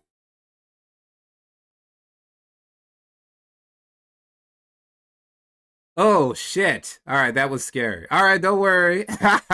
Just a little incident. All right, we're good. We're good. But no. Sorry, that was a little tech mishap. I was very worried, very concerned But don't worry, crisis adjourned. Yes, Chavez does glaze the Chinese, but in his defense, he seems to glaze a lot of the classical Chinese. Like, he's not like Hassan, where he just like loves communists. Like, Hassan goes to China, and he loves them so much because they're communists. And oh, look at all this fucking communism. And it's literally just the most state capitalist ass shit, the most consumerist ass shit that you could ever like fucking imagine in China that he worships. Chavez doesn't like that. Chavez he reads the Chinese classics, and he likes like Chinese engineers and physicists. That's what he likes from China. Hit some of the text and things I have here that I'm going to expose here. Yeah, I'm going to name names. Now, we're going to get into some things about incompetence and self-sabotage soon, but let's move on to some other aspects. So another thing I get before I move on is, what am I motivated by? I tried to explain this before, but there is no I or me. To have an I or a me is not to be a part of truth. If you're just one person, just a football player, a race car driver, a philanthropist, a painter, you cannot know the truth. It's all subjective. There is no single me. I am shui, which is water. If you think about the art of war, you'll know what I'm talking about. But the closest thing that I could give to Americans, since they are too retarded to actually read books and they mostly want to watch TV, would be Meta Knight from Kirby. I am a non-state actor. Wow. I am not affiliated with any kind of group as Zamet and all these entities and militias are. I am only a defender of finding out what is true, false, and indeterminate. And none of my strategic objectives deal with state directives directly. That makes me capable of shifting between collaboration and conflict with state actors. Hence, ich spreche etwas Deutsch. Poco Español, shukran, tachahao, privet. You know, you have to know all of these entities, because what I'm doing is bigger than stuff that's on a human order of magnitude. And this exerts influence beyond traditional governance frameworks. And with this whole, I can't reveal everything because loose lips sink ships. However, in some cases, I have more freedom to trigger certain conflicts or provide aid in certain cases. So from a hierarchical structure, the stuff that I'm saying is based off of Sungzi, Wei Laozi, Qiu Qiu Bing, cosmology, quantum physics, ornithology, metacognition, und so weiter. So I've gotten a lot of comments about, if not Zamet, then who? Let's analyze the empirical feasibility of an African-American separatist group. We already know that, you know, this Zamet character is unfit. The people who follow him have rape fantasies. They're incels who are neurologically defective. And we are going to get into the incel brain here. We have he literally brings up the brain scans from actual incels. Like, no, I did. He's not just talking. I literally did the research on you, motherfucker. I know that you're defective. I know what's wrong with you. I've looked at your brains. I look at the scans. I know that you are all defective. fMRI data of the incel brain. We need somebody to do this for like Groypers. I want somebody to just give me an MRI scan of Groyper, of a couple dozen Groypers' brains. I want to see what's going on in there.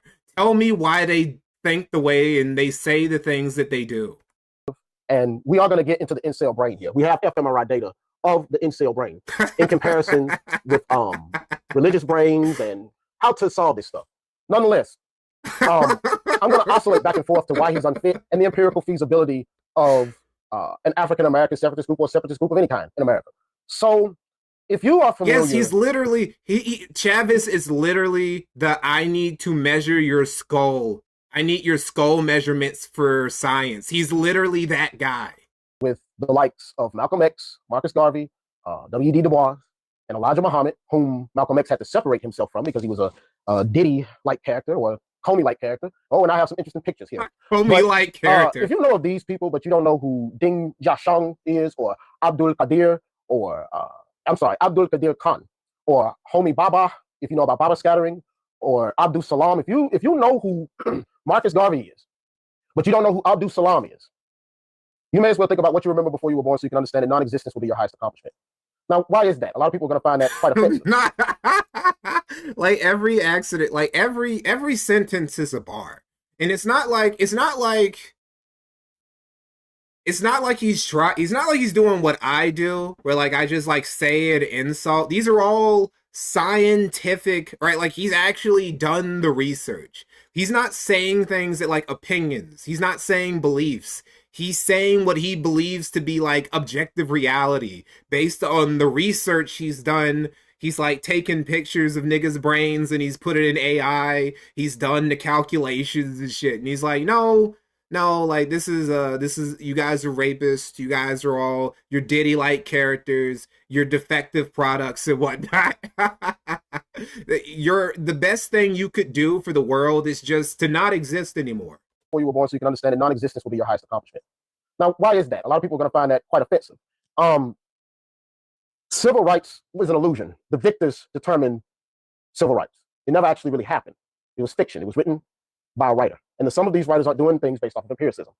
So let me kind of get into, you're probably confused, what do these scientists have to do with anything? Okay, so this is where we're going to have to start skipping around because, like, okay, I'm not trying to look down on you guys' intelligence, but he gets very highfalutin and shit, right? Like, this is actually too high IQ for the stream, and it might come off a little boring. So we're just going to skip to the next timestamp around right here. Yes, around here. Okay.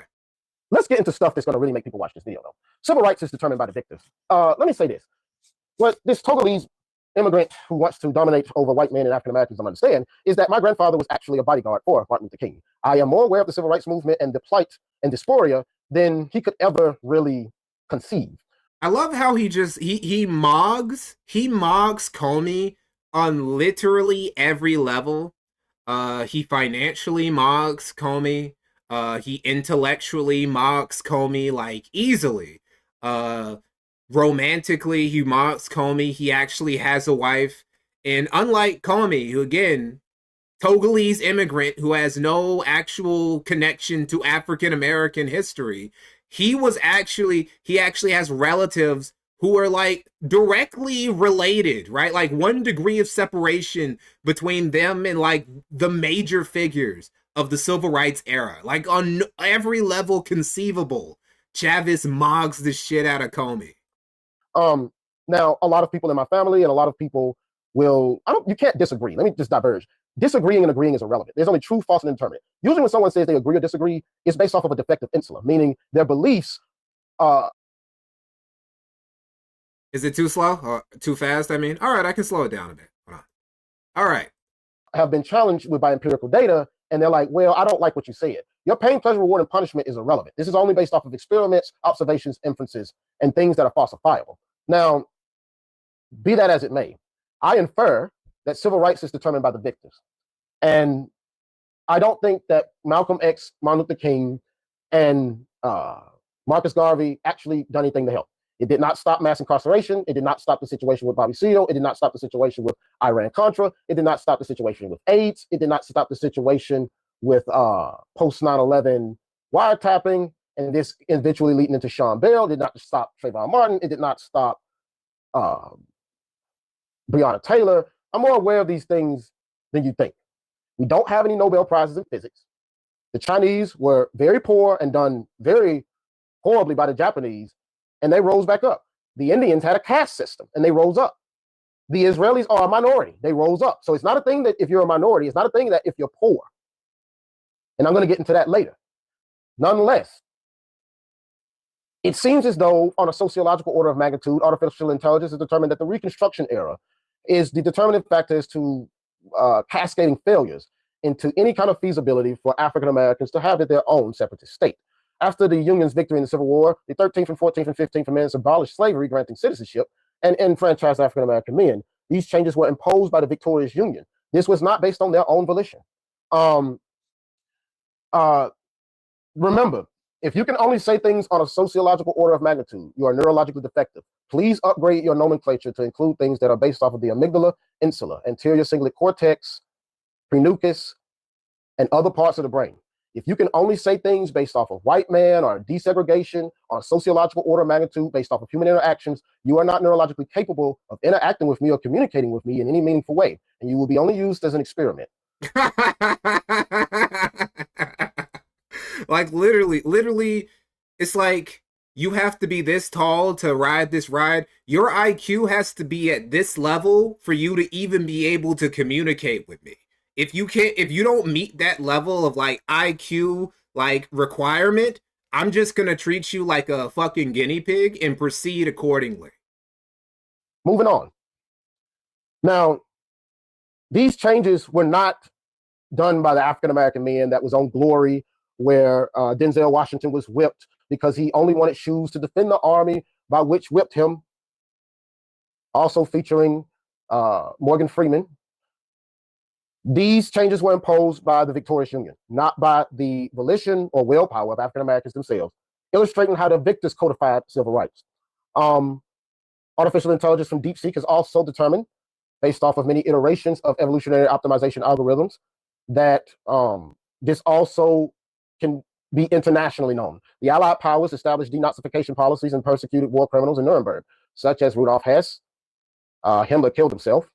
And the stream is like halfway over, I guess. Like we got one Comey video that might extend it a little bit, but I got like 3 more timestamps after this I want to get to. Albert Speer over armaments, and he escaped this, and over the Luftwaffe, Hermann Goering killed himself. The Allied powers established the denazification policies of prosecuted war criminals in Nuremberg, and they influenced the creation of a UN human rights framework embedding Western democratic values globally. The victors set the precedent. Okay? Post-colonial India has seen the same thing after British independence. There was still these kind of oppression, yet and still. Out of Germany, you still get more Nobel Prizes. Who comes to mind right now? No, I don't know if Fritz Zwicky. I'm not sure if he's from Germany, Switzerland, or Austria. But I know that the Bose-Einstein constant, Bose came from India. Now, let's look at some comments right quick. If the intelligent doesn't set up 8, okay. See, that's what's going. You know, I want to say this right quick. Americans, you need to understand that on Xiao Hong Shu, I am Chao Wei Si, and on there they're talking about Schrodinger equations, Topos theory, different with fiber bundles and Hopf field theories, and mathematics. They're not doing this bullshit that you see right here. So just know that. Where you claim they achieved nothing, do you want to go back to segregation? I am a non-state actor. I am merely here to experiment on you. What I am doing is beyond humanity. And it has nothing to do with what I want or don't want. I'm not saying anything about segregation. I'm merely stating the feasibility of some kind of separatist state so that people in the future, when they dig up your corpses, can understand what happened. So, moving on. Okay. Okay, so moving on to the next timestamp, right? We're going to fast forward to...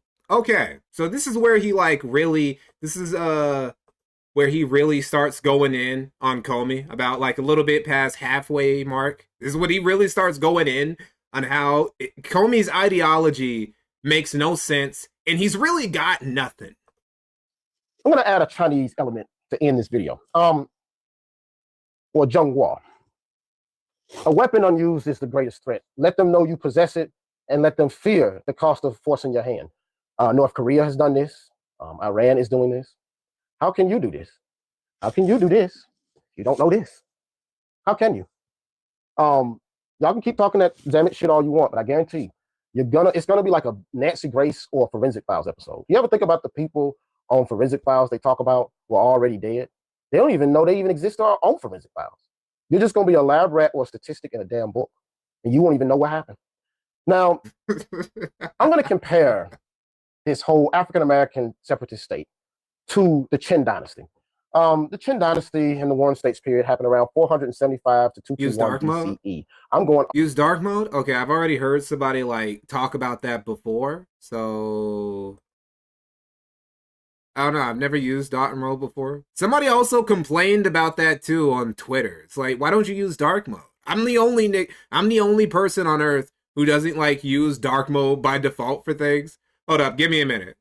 Give me a minute. Look at Comey for a minute. This is the black... I saw a dude in chat asking who's the black Nick Fuentes. It's this guy. This guy right here. Okay. Let's see. No, what the fuck? What am I doing? Alright, we're gonna go here. No. do you do that? Change features. Oh, there you go.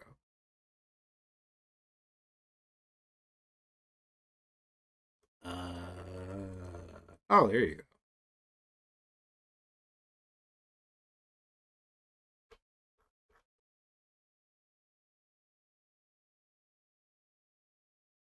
Yeah, I'll change it later. Oh, wait, no, I can do it right here, can I?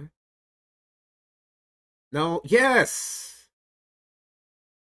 Yeah, I could do it. Yes. Okay, we got dark mode. I got the dark mode you so yearned for. All right, we're back. Umar Johnson, Brother Polite, look into that. It's going to be a lab rat or a statistic in a damn book, and you won't even know what happened.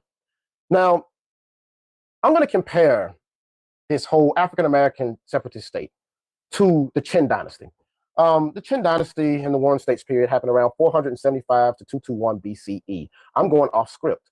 So I know a lot of you Zamet people are also in cahoots with the so-called Moors, Black Hebrew Israelites, Umar Johnson. You know those guys who, like, they have to, like, use the Roman Empire? They have to use Roman history from the Republic to the Imperial era as, like, their reference point for literally everything. Chavez is, like, the Chinese fanboy version of that. What do they call it? Cinebu? Cinephile? Something like that, right? Like, he is the cinephile version of the Romaboo. He always has a Chinese reference for everything. And honestly, I think that his Chinese references are better than a lot of these Roman references, because Chinese history is just, like, so much longer. Brother Polite, look into that situation, and Almonte and all these entities. Oh no, he's not a communist. He's not a communist, by the way. He says he's a non-state actor, and he means it. He means it. He does not have, like, any... He believes that people who, like, hold on to political ideologies like that, their brains are defective. And he's literally done the research to prove it empirically. And most of these people are Christian. John 3:16 is a myth. Think about what you remember before you were born. You're not getting a reward. There is no pre-Big Bang entity. And even if there was one, you are not significant enough to preserve. Now, this is somewhat true. But pre-Genghis Khan in 1212, in 475 to 221 BCE, the Qin state was not any different than African Americans or Israel's or the Alawites in Syria. They were just a part of the place. They didn't rise to dominate it.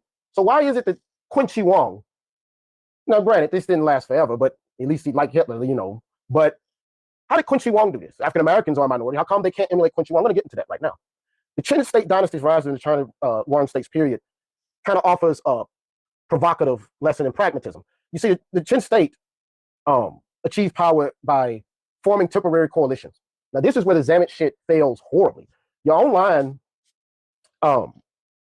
joking about how Somalis' teeth in their forehead look, and saying Arabs are saying N-words, and saying that certain parts of the Sahel can't be. See, this is what I was talking about earlier, right? Where it's like, who are your allies, Comey? Because it doesn't seem like you like anybody. You don't like the Black Republicans. You don't like the Black liberals.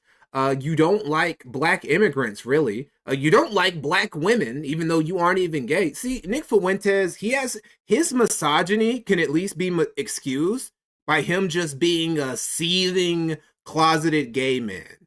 Comey doesn't have that excuse. Comey is straight. He's just a genuine Black incel, right? But it's like he makes enemies out of all of these groups, including other Black groups, because really he just wants his grand plan, Comey's grand plan, as we've gone over, is to just dominate over everybody else and be part of, like, the elite, the Black fascist oligarchy who just gets to purge and cleanse the Black race out of all these undesirables and just make his master race that rules its little Black Wakanda at, like, whatever point, right? That's what Comey thinks. That's what Comey believes. And it'll never work because you need to make allies with somebody. You need to make inroads with somebody. Like, you've got nobody. And you, like, outwardly, you straight up look down on the idea of, like, bridging a road with anybody. That doesn't work. It's literally the exact same problem that Nick Fuentes has. Every time Nick Fuentes has ever made any progress in like his whole internet political LARPer career has been when he actually managed to act like a fucking adult and like build some inroads and try and like not burn it all down because of his ego, right? But then he always just, his ego always takes over in the end. He ends up burning it down anyway. And he ends up back at square one. See, this is why I've had a lot of criticisms about, I did have a lot of criticism about Charlie Kirk. You guys heard some of them in my Nick Fuentes documentary, but I still was able to admit in that documentary that Nick Fuentes is jealous of Charlie Kirk's, like, the thing that he built. And the thing is, well, Nick, you could have also built something like that had you not just burned every fucking bridge and you were just an adult who focused on like actually building your movement into something beyond just the brand, which is something that Charlie, despite everything I could say about him, managed to do. Charlie managed to build something that is now currently outliving him. And Nick will never, right? If Nick were to die, yeah, I'm not wishing death on a little nigga or whatever. But if he was to die today, that would be it for America First. Ain't nobody flying an America First flag or anything like that if Nick Fuentes isn't around, because he is his own brand. Clammy Vagicarp 7578. Thanks for the $2, bro. Honest question, are you saying Comey or homie? Oh, I know they sound the same when I'm talking fast, but no, I'm talking about Comey. I'm talking about the Togo nigga. I'm talking about him. And also, as a brief aside, to Average Boss 2176, you're saying that my last video was really bad?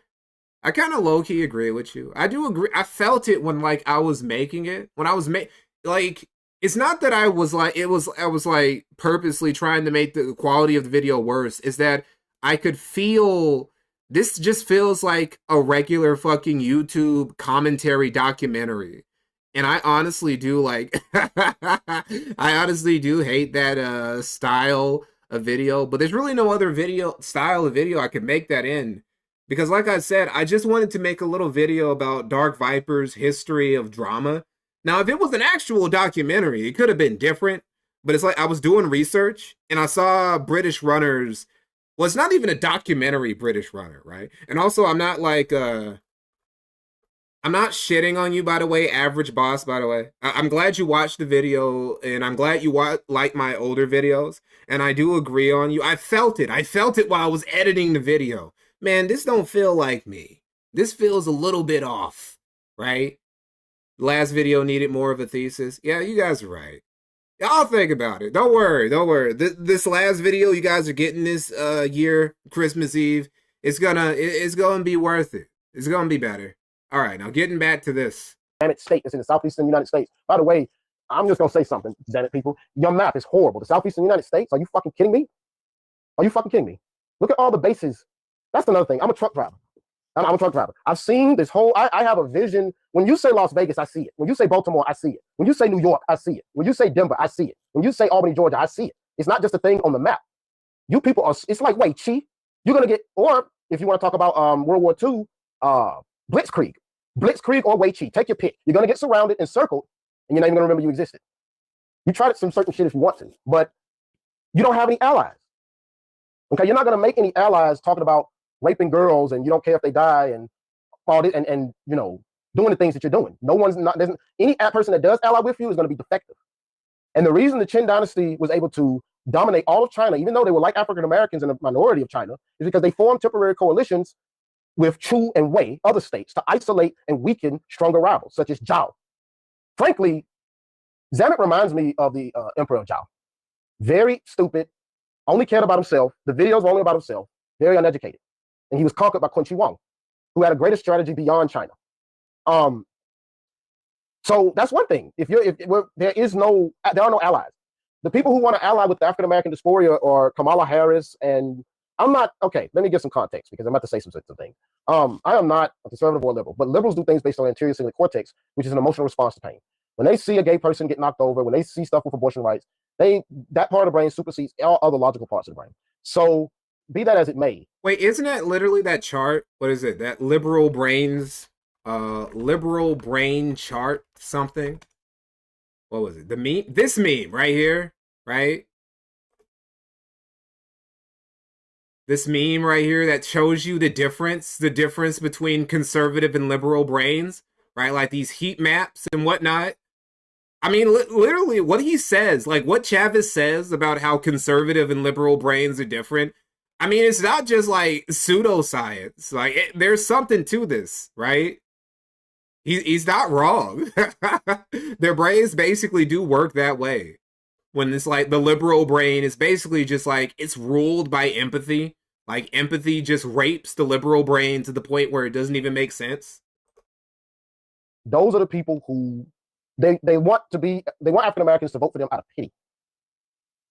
Obama did not do anything to, he was like, you're on your own. So I'm trying to tell you about empirical feasibility. This isn't about, do I support this or do I support that? There is no me. There's only Shui. I'm only here to tell you the truth. You want to know a little bit about me? I go to Malaysia, China. I'm a theoretical physicist. This is all beneath me. But I just want people in the future to know, because there's going to be things coming out. Let's kind of diverge a little bit. Let's get a little spicy here for just a second, if I can. I might not be able to. Is this where I should skip again? Right? I can skip again? Because I do need to get to that Comey video before we dip out. Well, we'll see.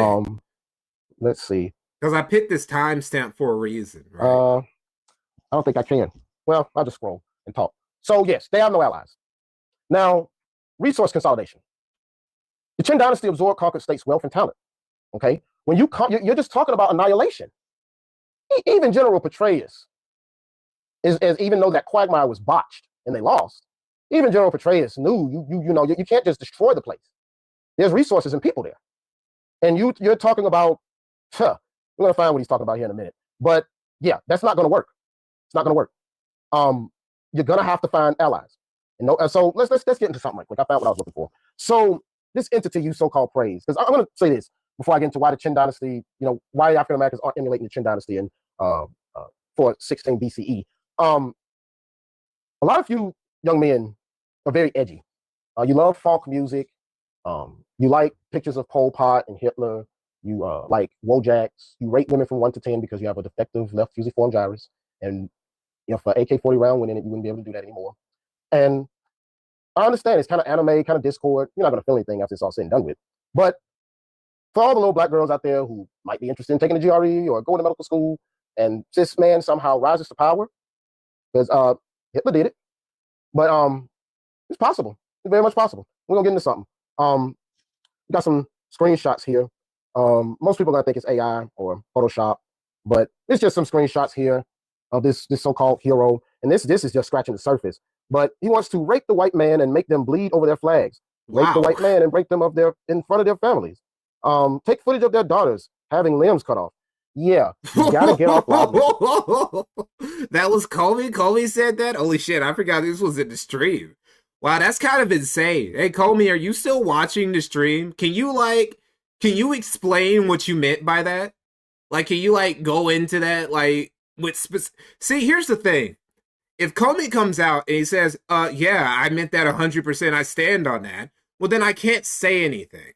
But I know that's not what he's going to do. I know he's going to come here and he's going to try and, quantify that, or he's going to say that Chavez was taking him, Chavez took him out of context. What? No, I didn't mean I wasn't trying to, rape the white men and rape his daughters and fucking chop their lip. That's not what I meant. That's not exactly what so I just want an explanation. I just want an explanation is all, Comey, if you could. Crutchlow, young man. It's only going to make your amygdala bigger. Yeah. This is your leader.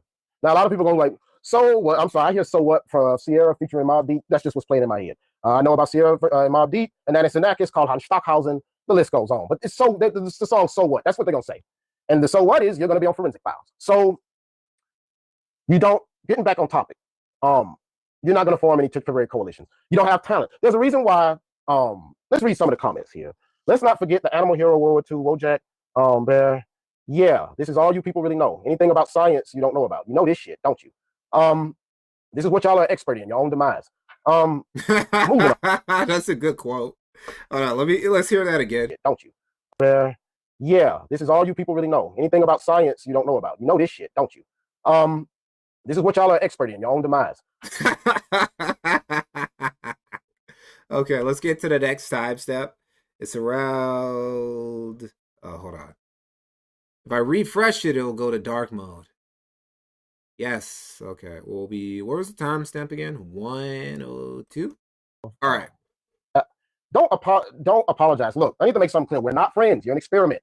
Okay, I already know who you are. You've already been put into deep-seeking artificial intelligence. This is an experiment. You're not going to change. This is not a INFJ, ENTJ thing where we're going to become friends. This is an experiment for posterity. Most of the entities that are watching this is going to be in like 2050 or 2060 or something like that if the backup servers work. So this isn't a thing about, now if somebody puts something intelligent, which I haven't seen, that'll be that. But everything here is really just based off of pain, pleasure, reward, punishment, and stuff on a sociological order of magnitude. Trying to get to know me better. This isn't about me. This is about extermination. Another thing is resource consolidation. We already got into that. He wants to destroy everything. Scorched earth. Hitler did that at the end, and Albert Speer was like 9. You can't do that. See, that's the thing, right? Is that he wants to go scorched earth, right? Like, Comey wants to go scorched earth from, like, day one. Day one, he wants the nukes. Day one, he wants to make, like, abortion, like, mandatory. Day one, he wants to start the cleansing. Day one, you know, it's like, you wait until, like, Hitler waited a while. Hitler waited a while before he, like, started doing his invasions, before he started, like, opening up his concentration camps, before he, like, started, like, doing all his crazy shit. He had to, like, build shit first, and then he got the ball rolling. And then he didn't even, like, even think about burning it all down until it was, like, in-game, right? Until, like, he lost. Up until then, he kept fighting up until the last point. But, like, Comey, he doesn't even, like, wait to get to that point. It's such a, like, loser mentality. He's probably gonna go. He, like, literally doesn't even have the Faustian spirit of an Adolf Hitler. Down that rope because he's already watching all this Court Club stuff. Another thing is psychological warfare, using spies and bribes to sow discord among enemies. My goodness, do you people know that they have your addresses on the dark web? There was a water tower at your meetings that, you know, could have taken you out. You're behind that whole storage area in Georgia. Yeah. I'm Skylar White. Yo, yeah, I know everything. No, you don't even have spies, right? To sow discord among your enemies. You don't even know that your enemy is just in the mirror. You're your own worst enemy. It's self-sabotage. How are you going to spy on yourself? Think about it. But effortless power. The Chin advisors understood that direct conflict, which he is in favor for, that's the first part of art of war. The first part of art of war is the best way to win a war is without even fighting. But you swollen amygdala motherfuckers wouldn't know anything about that, would you? The Chin advisors understood that direct conflict drains resources.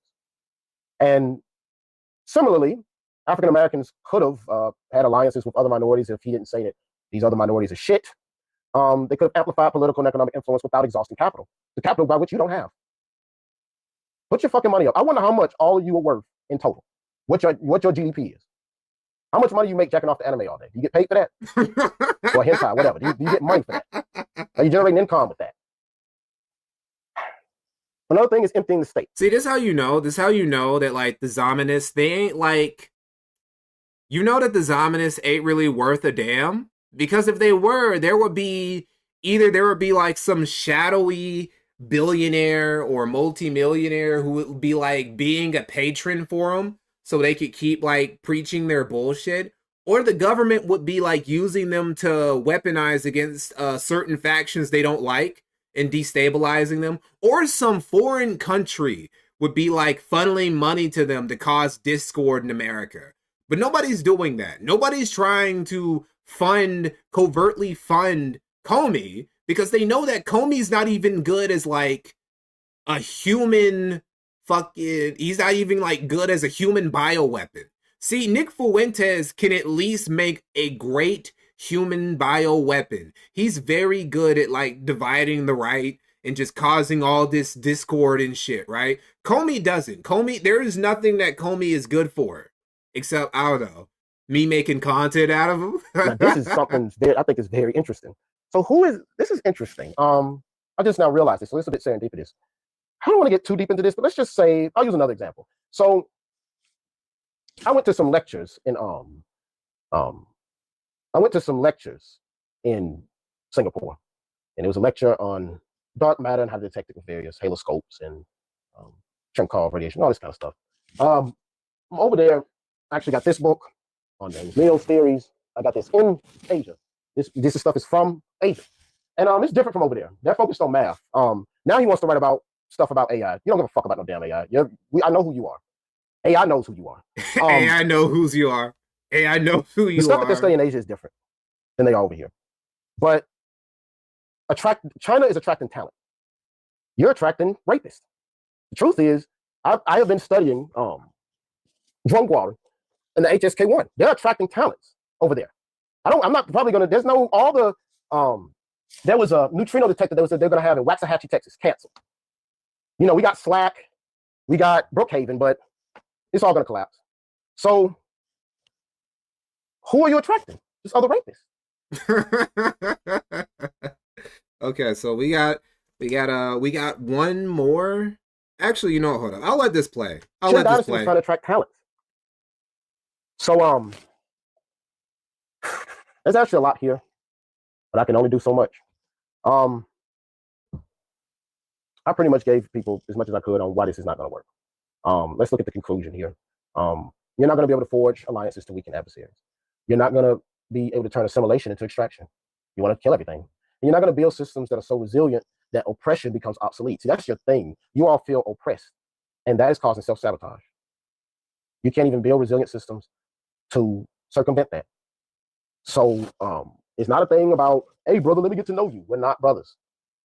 The people who genuinely know me would not contact me through a Zamet video, because that's how we first met. I do a control with these videos. I mean, how you feel is irrelevant. I mean, I don't know what you want me to say about that. I mean, this is not going to be a thing where I'm going to ask you, well, why did you quit your job? It's going to be something based on pain, pleasure, reward, and punishment. You're a slave to yourself. I don't know what else to say about that unless you're going to say something otherwise. Nonetheless, this is the best I can do to all the black girls out there who, you know, you take the GRE, to all the YNs out there, Swiss cheese these motherfuckers if you want to redeem yourself. So that's his conclusion. That's the conclusion. That's the conclusion that Chavez comes to when it comes to Zamet and Comey, which is just it would be good if they just like got taken care of at a drive-by by some YNs, right? Like that's the best use that they could serve for society. Just deletion, just obliteration, right? What Comey wants to do to 80%, the lower 80% of blacks, that's what Chavez thinks should just happen to Comey, and everybody would be better off for it. I kind of agree. Don't try to act intelligent. In this last little part here, this last little part really isn't related to Comey. It's more related to this is old. This is 7 months old. He did this live stream on March. And this was around the time when you had a lot of people, right? A lot of, especially leftists, well, people in general, who were abandoning TikTok to go to like Red Letter or all these fucking Chinese social media apps. And they were basically just like ruining it. And this is him. He likes Chinese social media a lot. So this is him just complaining about that. And I'm not, another thing, from henceforth, I'm not going to respond to most of your messages. Another reason I delete videos is because it cuts off hedonism. Oh man, that's the point. You need difficulty. When I saw that the other video, people were like happy and excited about it, I'm like, you didn't learn a damn thing if you're happy and excited about it. So I took it down. I know people probably want to use it as a reference manual to try to start a new state based off of reverse engineering this and going against the stuff that I said. But it's not going to work. So yeah, I got to get back to Shao Hong Shu. That's another thing I'll touch on because I keep deleting this. On Shao Hong Shu, they're really tired of Americans, TikTok refugees on there. I'll just be honest. All you people talk about is this politics stuff, ethnicity stuff, ayo negus. Don't try to pretend like you're a statistician now. You came in on the basis of hedonism, not intelligence. You're not going to remember you existed. I love that. I love that. It's just like you're not going to remember you existed, right? Like you're never going to remember you existed. Like that's his favorite. That's one of his go-to. That's one of his signature insults, and it's so good. On the basis of hedonism, not intelligence. You're not going to remember you existed. On Shao Hong Shu, they are talking about topos. I already said this earlier, topos theory and fiber bundles and relativistic Schrodinger's equation and stuff like that. It is totally different than Americans. But Americans do bring this bullshit over there. Whenever I see an American post, I put not interested. It's always something on sociological order of magnitude about Malcolm X or Trump or oppression. And the Chinese just got nothing but math and all this kind of stuff. Or if they're not doing that, food, dances, and stuff like that. They're just not obsessed with this bullshit like you people. And it's going to lead to you not even remember you existed. You're just going to be a name in some book on what not to do. So, yeah, I will be slowly deleting I may leave up a few educational videos, but most I'll either put private or delete, put them on another channel that's either in here. So yeah, that was basically that. That was that stream of Chavis von Bradford just taking down the Zamatist movement in Comey, which really wasn't necessary when you think about it. I feel like anybody who's like vaguely familiar with what Comey, who Comey is and what he's about, can just take him down with little effort. So we're going to watch this video, right? We're going to watch this video and then we're going to be out of here. This latest video by Comey, he put this out 2 days ago, right? And here's what I'm going to do. I'm going to like the video just for Comey because he donated $2 earlier. For people who don't know, Comey super chatted earlier. He gave me $1.99, right? So I'm going to leave a like on the video just for him. You know, I'm going to subscribe and I'm going to put on notifications because I want to know everything that this nigga is doing. Okay, we're going to watch this video by Comey about why the black left. This literally contradicts something he said earlier about how any like black man with a brain is a Democrat, but now he's saying the black left must be destroyed. So I'm very curious. I'm very curious what his logic is going to be. Hello, everyone. Today I want to talk to you about how the left will not save the black race, and it has no chance, and why I want the left to go down and be destroyed within the black race. The left is totally compromised. If you look back in history, you'll find that COINTELPRO was not aimed only at particularly the black race and Pan-Africanism or black nationalist movements, but mainly was focused on communism. When we look back at the 50s and the 40s, even Oppenheimer, so high was he was still targeted by the COINTEL operation to destroy and disorganize anything that wasn't far right capitalist in particular.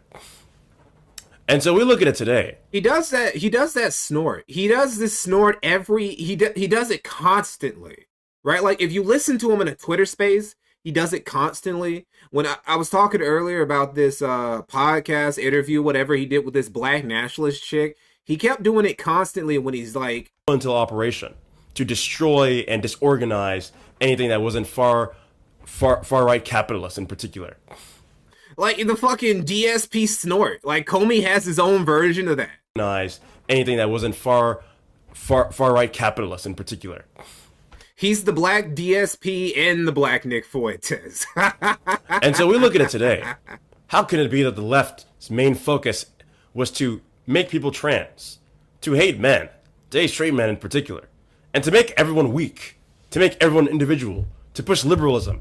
And what is liberalism? Liberalism is the idea that we're all individuals and we are free to do whatever we'd like. That there is no need for order, and in fact, order is a fascistic idea. The idea that you should have any sort of hierarchy. Well, he and Umar are like if there was a black DSP, but like they were split apart, right? Like they need to do a fusion dance, right? And Umar will give in like the e-begging, and Comey will give in like the snort, right? He'll give the pig, right? And then they'll make like the true black DSP. Is a fascistic idea. And so how can the black race rise? Oh, wait, hold up. I forgot about low tier guys. It's like the Triforce. There's like a black Triforce that if you put them all together, you get like the OG. You get like the true DSP. It's like how like Ganondorf, once he gets like the Triforce or whatever, he like becomes Ganon. No, it's not when he gets the Triforce. Anyway, Ganondorf, he becomes like this big pig monster, right? He becomes Ganon. That's what like all these 3 separate entities that make up black DSP would be if they all came together into one. If a person who's actually capable of making the black race rise and the most stupid black man or woman on the planet is put in the same category. It's simply impossible to rise that way. Why he always has to use women as like a negative a reference. person who's actually capable of making the black race rise, and the most stupid black man or woman on the planet is put in the same category. It's simply impossible to rise that way. And so we will have to obviously be clear about these things. The truth is, you can't acknowledge, say, the fact that gay black men don't have the urge to fight for anything.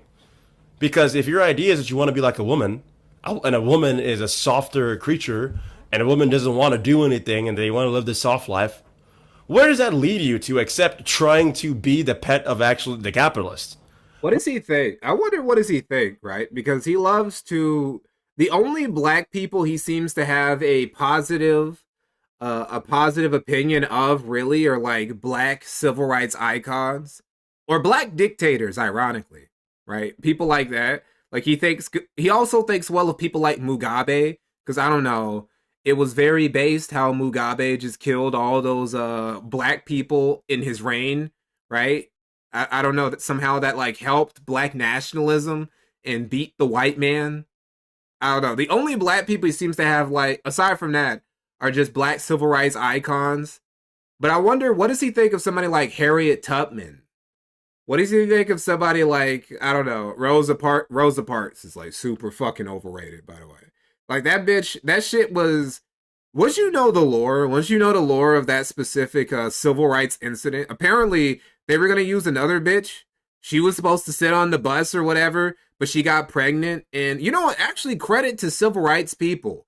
They understood optics to a level that like modern like pro-black activists simply do not comprehend. Like they understood how important optics and certain like coming off a certain way was. So they knew not to use like the pregnant single mother black chick for their thing, right? They went with Rosa Parks instead. I wonder, what does he think about all these black women who actually did do things for black? Are they also a problem?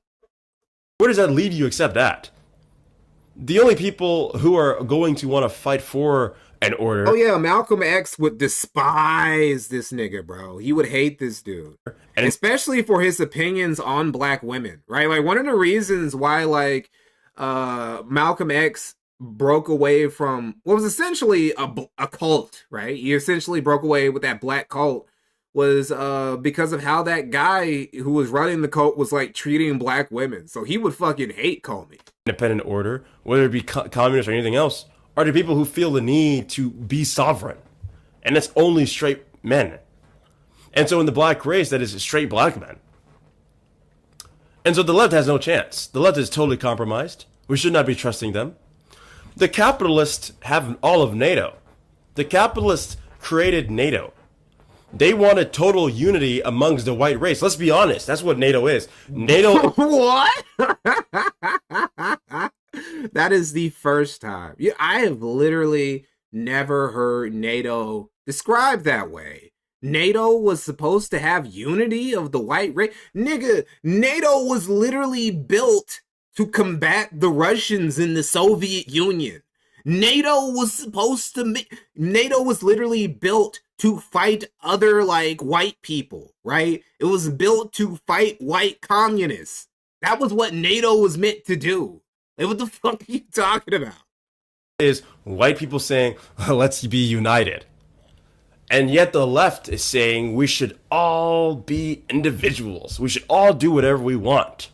Let us have more. You could literally say, like, any sort of alliance or agreement between, like, majority white countries were made to, like, maintain unity of the white race by this definition. Or individual rights.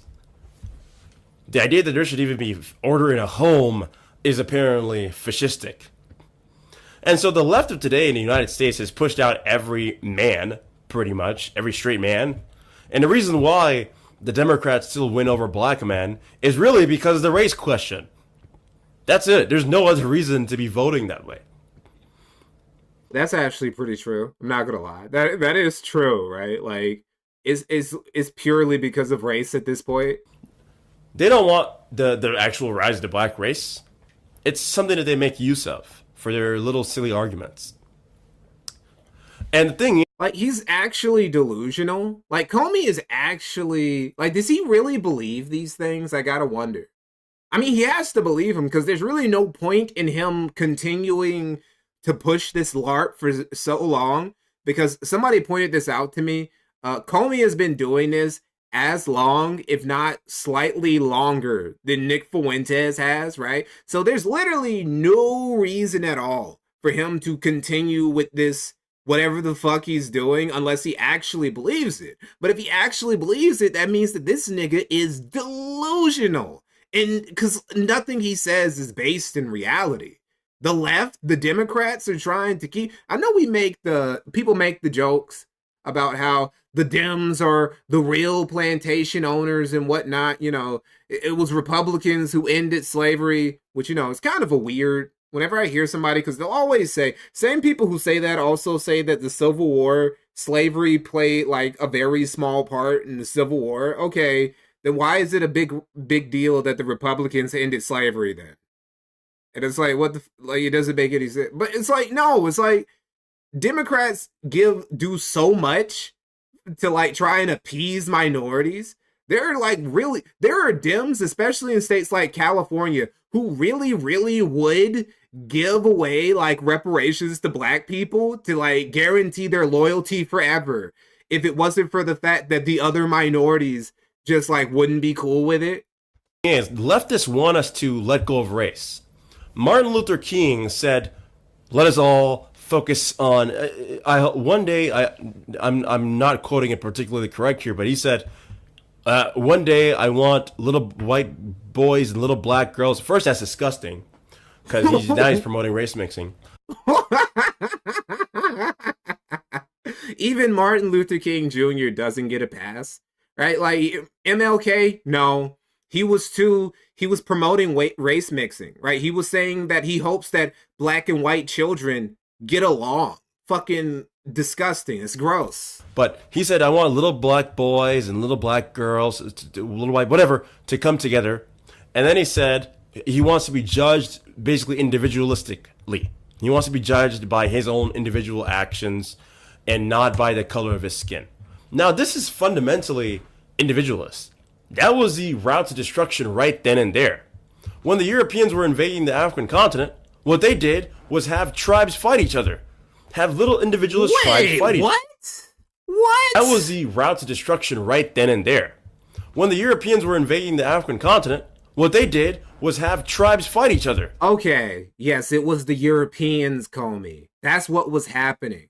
No, white people, black people in Africa, the tribesmen, they were all just holding their hands and fucking worshiping their native gods, and they were just kumbaya before the white man showed up and he introduced to them the concept of violence, right? They weren't doing shit. This is literally the noble savage meme, but instead of being applied to Native Americans, it's being applied to like Native Africans pre-European imperialism. Like, it doesn't make any sense. Like, if you just read like a book about Shaka Zulu in the Zulu Empire and the Mythokane that happened around like Southern Africa, you wouldn't know how retarded this is. If you knew anything about like the Mali Empire or Songhai or any of this shit, or Ethiopia, the Horn of Africa,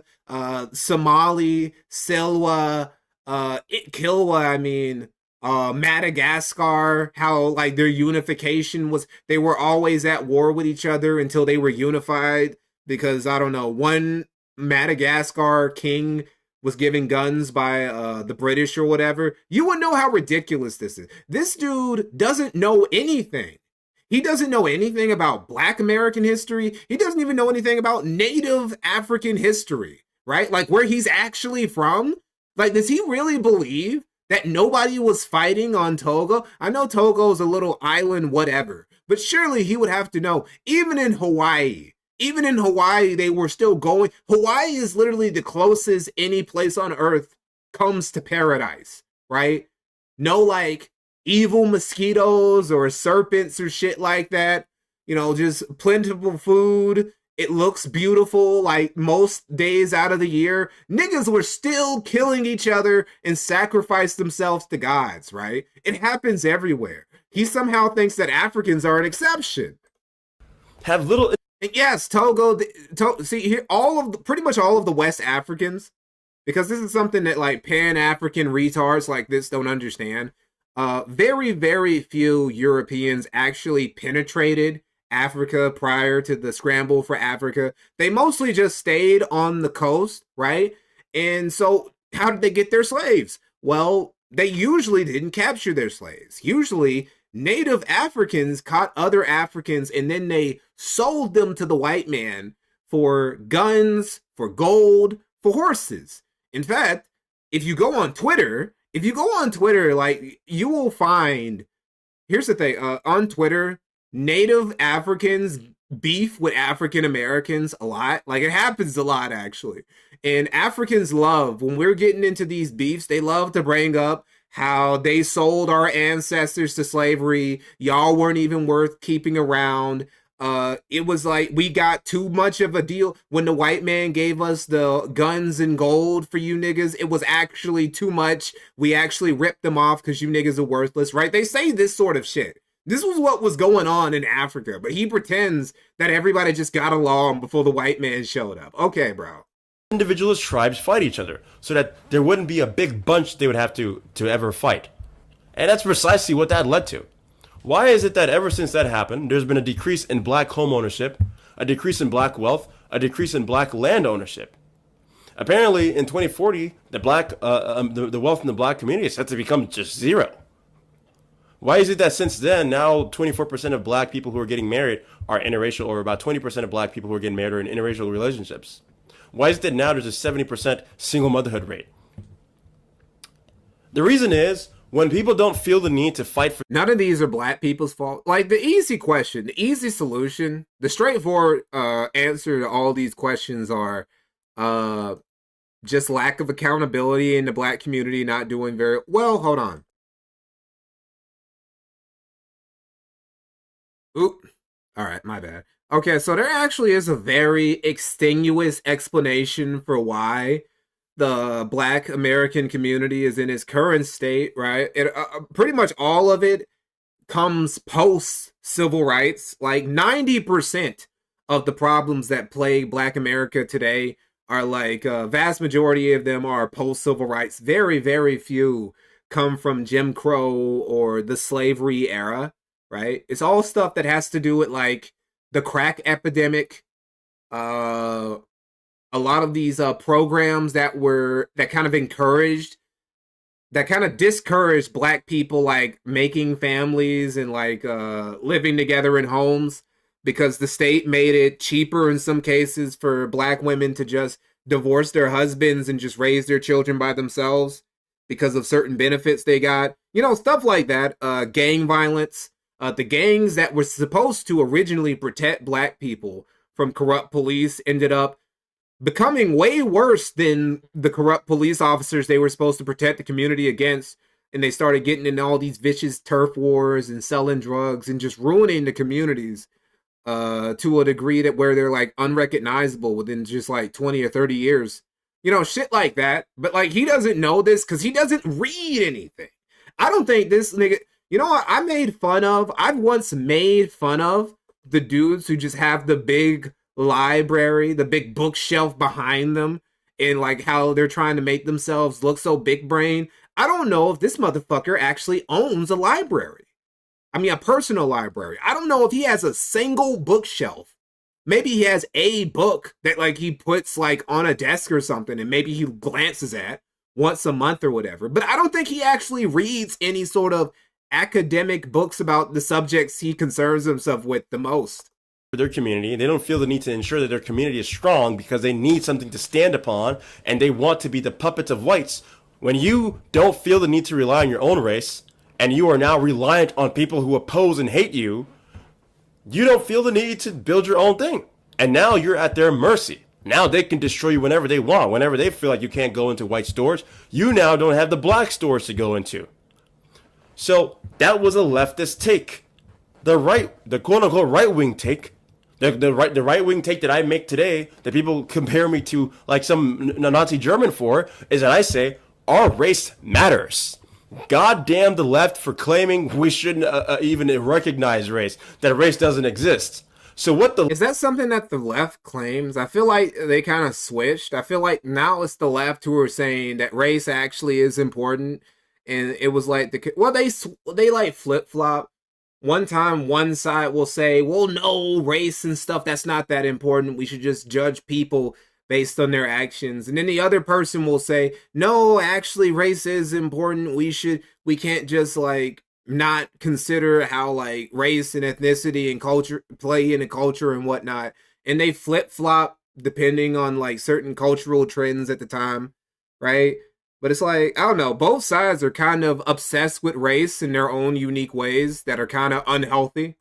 Leftists are doing, what they're saying is, as other races are coming to attack the black... He like, the things he's saying right now make no sense. I don't know any leftist who actually believes any of the things that he says that they believe. Black race, we should say race doesn't exist. And that me saying the black race needs to protect itself is actually the equivalent of being a Nazi German. That is the logic of the left.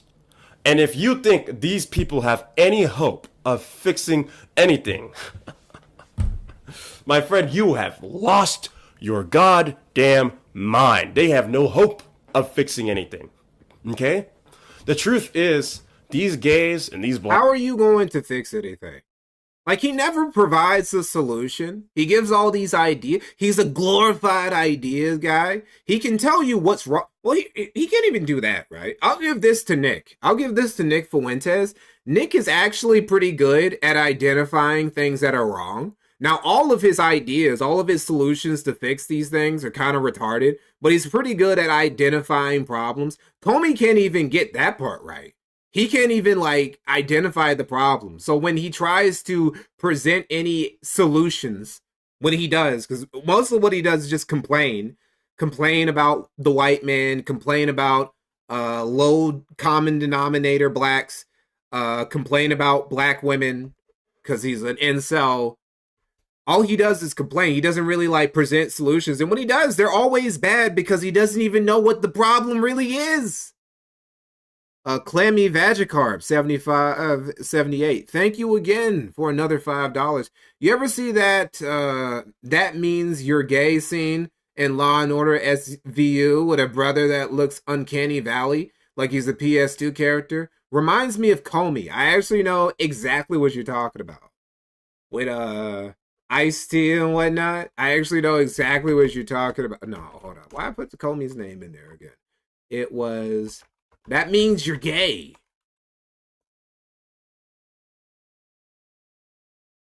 I am not gay. Wait, why did I put that gay music on there?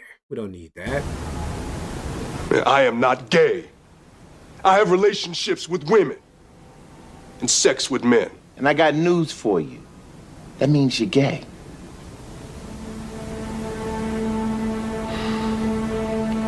There ain't no way. What the fuck do you mean? What do you mean? What do you mean? That makes me gay. All I do is I just suck dick occasionally. And that makes me gay? Are you out of your fucking... Like, that's bullshit. This is what Nick thinks. This is how Nick thinks. What do you mean? I just looked at a little bit of trans femboy porn. That makes me gay? Are you stupid? I just went on one 10-hour gay date with a cat boy. That makes me gay? You guys are stupid. Like, what are you talking about? He actually does remind me of Kobe. He actually does remind me of Kobe. Black woman. What does their soft life really mean? What does their soft life mean? It means we're not going to build anything. That's a men's job. And so we're going to rely on whites. And that means they're going to do whatever the hell the whites want. And we're seeing that happen in real time. And I'm going to tell you the truth. This joke is even kind of funny. This video is kind of funny for me. Because, it's so simpleton. It's so stupid. Oh, no. Guts' theme is goated. But I didn't come there to that video to hear Guts' theme. It's such, basic knowledge that, this is why people say the left is crazy. This is just basic. We can't even acknowledge reality these days. So... That fucking snort. That fucking snort. Basic. We can't even acknowledge reality these days. So, oh my God. it's like, is there no other way? Can he not like turn his head? Can he not like mute the mic? There has to be a way. Because I remember there was this time when it's been proven that DSP's snort is very selective and that he can, at the very least, if not control it, he can at least selectively mute the mic so it doesn't happen every time. And he does it. He snorts almost for dominance, right? I feel it's the same thing with Comey. There has to be a way to at least like not do it so often. He's already done it so many times, and this is like not even a 10-minute video. Oh, again, I want to make clear that I am not a Republican. To be a black person who recognizes these same conservative values does not mean you go to listen to Candace Owens, who marries a white person, or that you like Kanye West, who was married to a porn star and created multiple biracial children. Same with. I love that these are like his greatest criticisms of these two people, right? Like the greatest criticism he can have about Kanye or Candace is that they married interracially. That's their greatest sin. Nothing else, right? Like they haven't said anything stupid. They haven't like made fools of themselves on the political stage. No complaints about that. No complaints about Candace Owens just going full schizo about how the fuck did I forget Charlie Kirk's name? Going full schizo about Charlie Kirk's death and just trying to milk his death, saying that like she heard voices in her sleep or whatever about how the Israelis took out Charlie. No words about how fucking Kanye is some schizo who just cried on stage in body armor when he was trying to run for president. No, it's that they both like they had sex with white people, and that's disgusting. That's Candace Owens. That's their biggest and crime. Wear White Lives Matter t-shirts on their backs. We have nothing to do with these goddamn people. Black conservatives. Devoured Eagle. Thank you for the $50, bro. have been here forever. Marcus Garvey plainly said he was the first fascist before Mussolini and Adolf. That's what he said.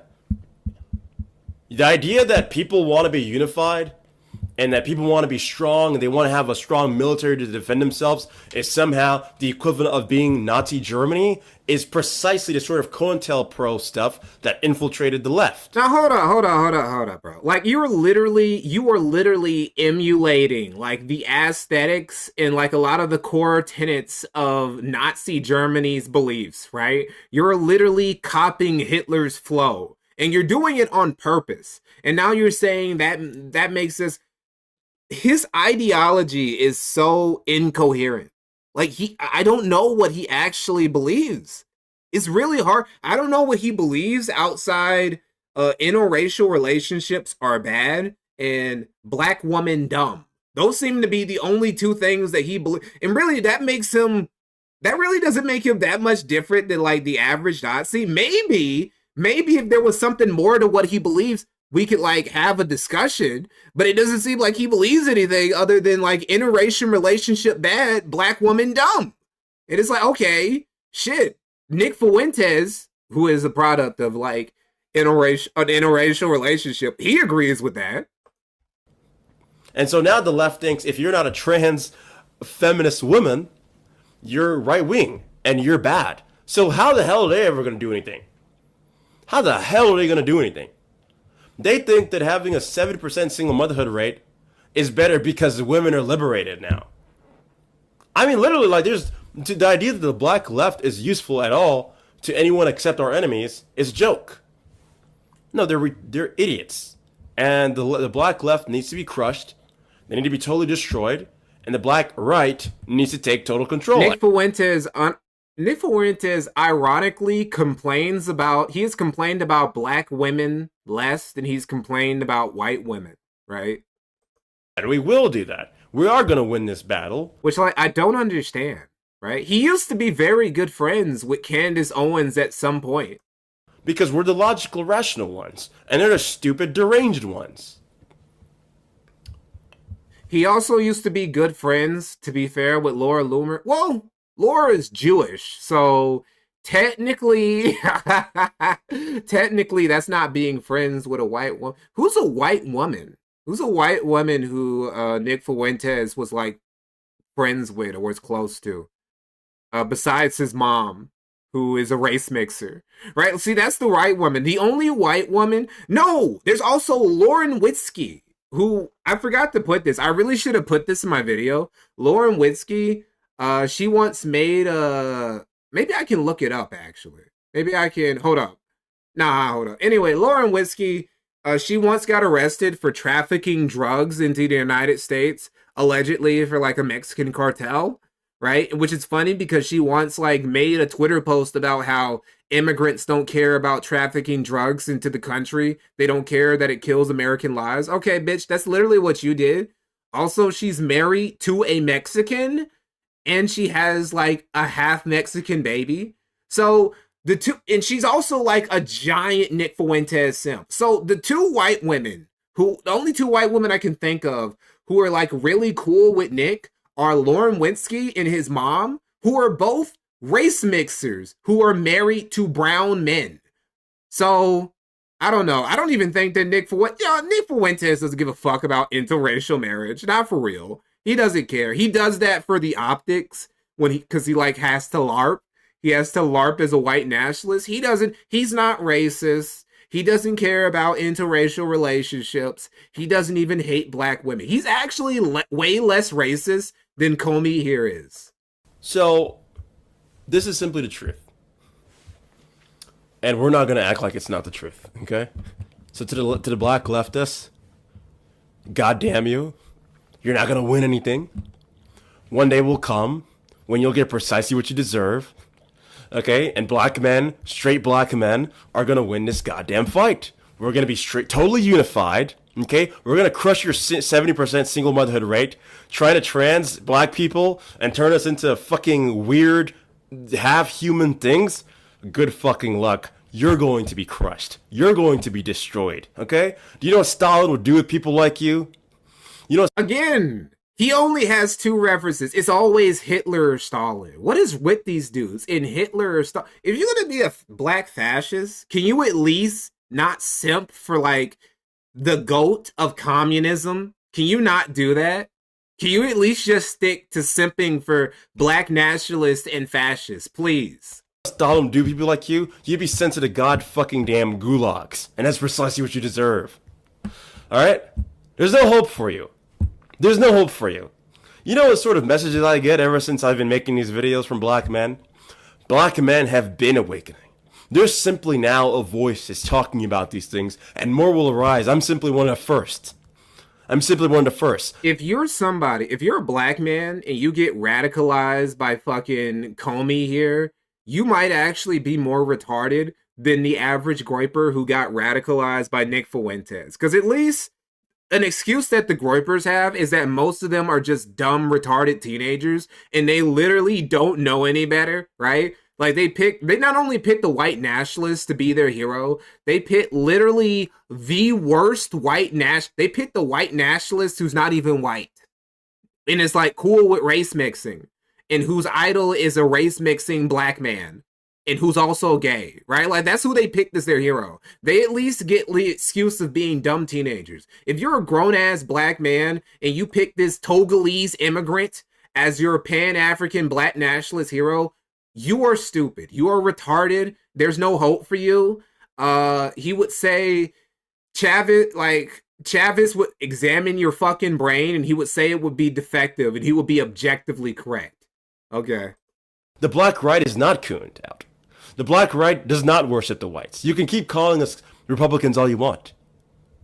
Anyways. Yeah, he doesn't mention Paul Kagame at all. I won't say I love Paul Kagame, but I do admire the man because he seems to be the closest any African leader so far has gotten to being like a black Otto von Bismarck or a black Mustafa Kemal Ataturk, you know, just like a very effective authoritarian. He's basically what you would say, you know, that saying that there's this saying that democracy is just the least worst system, but there's also this saying that the best form of government is like benevolent tyranny or something like that. That's basically Rwanda. I guess also to an extent it's also El Salvador. See, if you have a dictator, but the dictator is competent and he implements like very effective policies and shit, right? And he's just like, you know, an educated, clear thinking man, then, you know, the dictatorship really ain't that bad, right? Now the problem, well, idiom in. Well, that's a different story. Well, you know, the problem is that, well, what do you do after the competent dictator is gone? That's always the problem. Yeah, it's the same thing. Tito in Yugoslavia is actually a perfect example of, well, what do you do once the competent dictator is gone? What happens? Well, in the case of Yugoslavia, it breaks apart and civil war and genocide happen, essentially. Have a good day, everyone. Thank you for coming. I appreciate the rock. And also, there's nothing wrong with black people loving rock music. I love rock music. I love prog rock, alt rock, horror metal. I listen to all sorts of music. The problem is, if you're going to claim to be a big black nationalist, right? A big pan-Africanist and shit like that, you know, it's really kind of weird to just shit on white people and say they're the devil, but then you cop all of their shit, right? This is not tradition. This is not what like the average black person listens to. This is not something that the average black person identifies with. Yeah, Living Color does rock. Drop the playlist. Oh yeah, let me go ahead and do this. Oh, you mean the music playlist? Okay. Hold on. While I'm doing this, let me just go ahead again, because this is going in. Again, this is going in the playlist for. Hold on, I can probably just break it up right now on stream, because we're basically done with the stream. And yeah, this is the playlist. This is the playlist that has all the old streams. This one will be going in it as soon as I end it. I'll probably delist another stream. I'll probably delist the I Found the Black Nick for. Well, maybe not. We'll see. Anyway, I don't know. I'm thinking about doing a stream tomorrow. I might not, because I really do need to focus on getting this last documentary of the year out for you guys. Because the last video I put out, right, like this last video right here, I don't know. I wasn't feeling it. I wasn't feeling it like I should. I don't know, I heard people say it was good, and I'm glad that a lot of you guys liked it, right? Because I never half-ass a video, right? I always work, but I can feel it. I can feel when something is off. Now, here's the thing. Another video I felt like I was slopping it up, like I wasn't putting my all into it, was the Umar video. And that video did like super well. I think, is that my most viewed? That video is probably going to end up beating the OG Review Tech USA doc I did. And I don't fucking know what happened, right? I don't know, the algorithm picked that video up like 3 weeks out, and then it just blew up. Umar must have did something, and I wasn't paying attention. So I got caught up in the algorithm that he started with his grift and retard shit. Anyway, we're going to read a little bit more of the chat, and then we're going to call it a day. First video I watched from you was the Umar one, and honestly, it's your best one. Really? Wow, okay. I guess, like, I don't know, I guess it's all just a crapshoot. Some videos, you know, I do better than others. I guess will depend. Maybe the next video I'll make will be even, like, maybe it will be my best one. We'll see. Someone said, oh, Lee Kuan Yew. Yes, also, like, a perfect example of how a competent dictator can actually be the best form of government. Park Chung-hee, I mean, I guess. Park Chung-hee, I mean, he was, I don't know, he was kind of eccentric. But I guess that just comes with just, like, being a dictator. He was kind of like, I don't know, Park Chung-hee is a very interesting guy. A lot of these South Korean leaders are kind of like weirdos. Like that one bitch who was like, I don't know, she ended up being a witch. I kind of want to make a doc about that one South Korean president who was like, she ended up being like into actual witchcraft, and she was like doing rituals and learning astrology and shit to determine what her policies were going to be and whatnot. Oh, you made a Twitter post for me. Really? Wait, hold up. Let me go ahead and see that. Let me look at that. Let me look at that before I go. Hold up. Hold up real quick. Where is it? Where is it? Where? Oh, wait, hold on. I'm looking at the wrong place. I'm fucking retarded.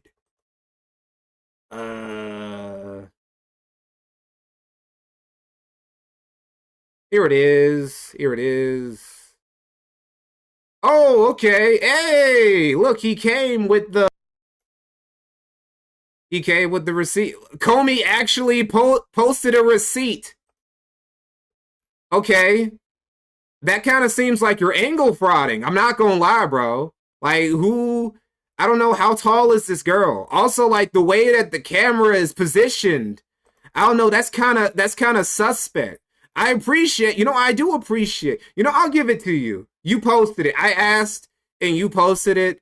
So we'll just assume that this girl is at least 5'6", and we'll just say you're 5'7". I won't say you're 5'6". We'll say you're 5'7", 5'8", maybe.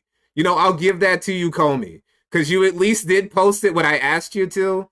Yeah, we're gonna like that, and we're gonna repost that. Everybody, please go to please go to Kobe's Twitter account and like this tweet. Like this photo he posted, please. Like it, retweet this. Because Comey came direct. Comey came with it when I requested. So, okay, you were a real nigga. At the very end of the stream, Comey, you were a real nigga. Believe what makes you feel better. Look, man, I'm just saying. That's what I've heard. That's what I've been told. I don't know. This is all I know about your height is what you just posted here and what some other niggas who've talked to you said you were like 5'6", 5'7". That's all I'm saying. I'm just repeating what I've been told. So I don't know. We'll say you're 5'9". You're like the average American male's height.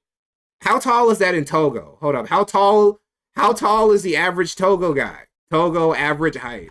Let's see. The average height in Togo is 4.8 inches. Okay, so bare minimum, even if you are a 5'6", Comey, you're still technically taller than like what the average height for your people is. So you shouldn't even feel that bad, bro. Right? Like you're still taller than Ralph. You might be taller than Nick Fuentes too. Okay, sure, we'll give the.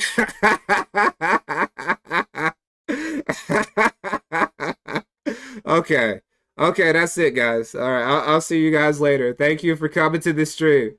Thanks for coming around.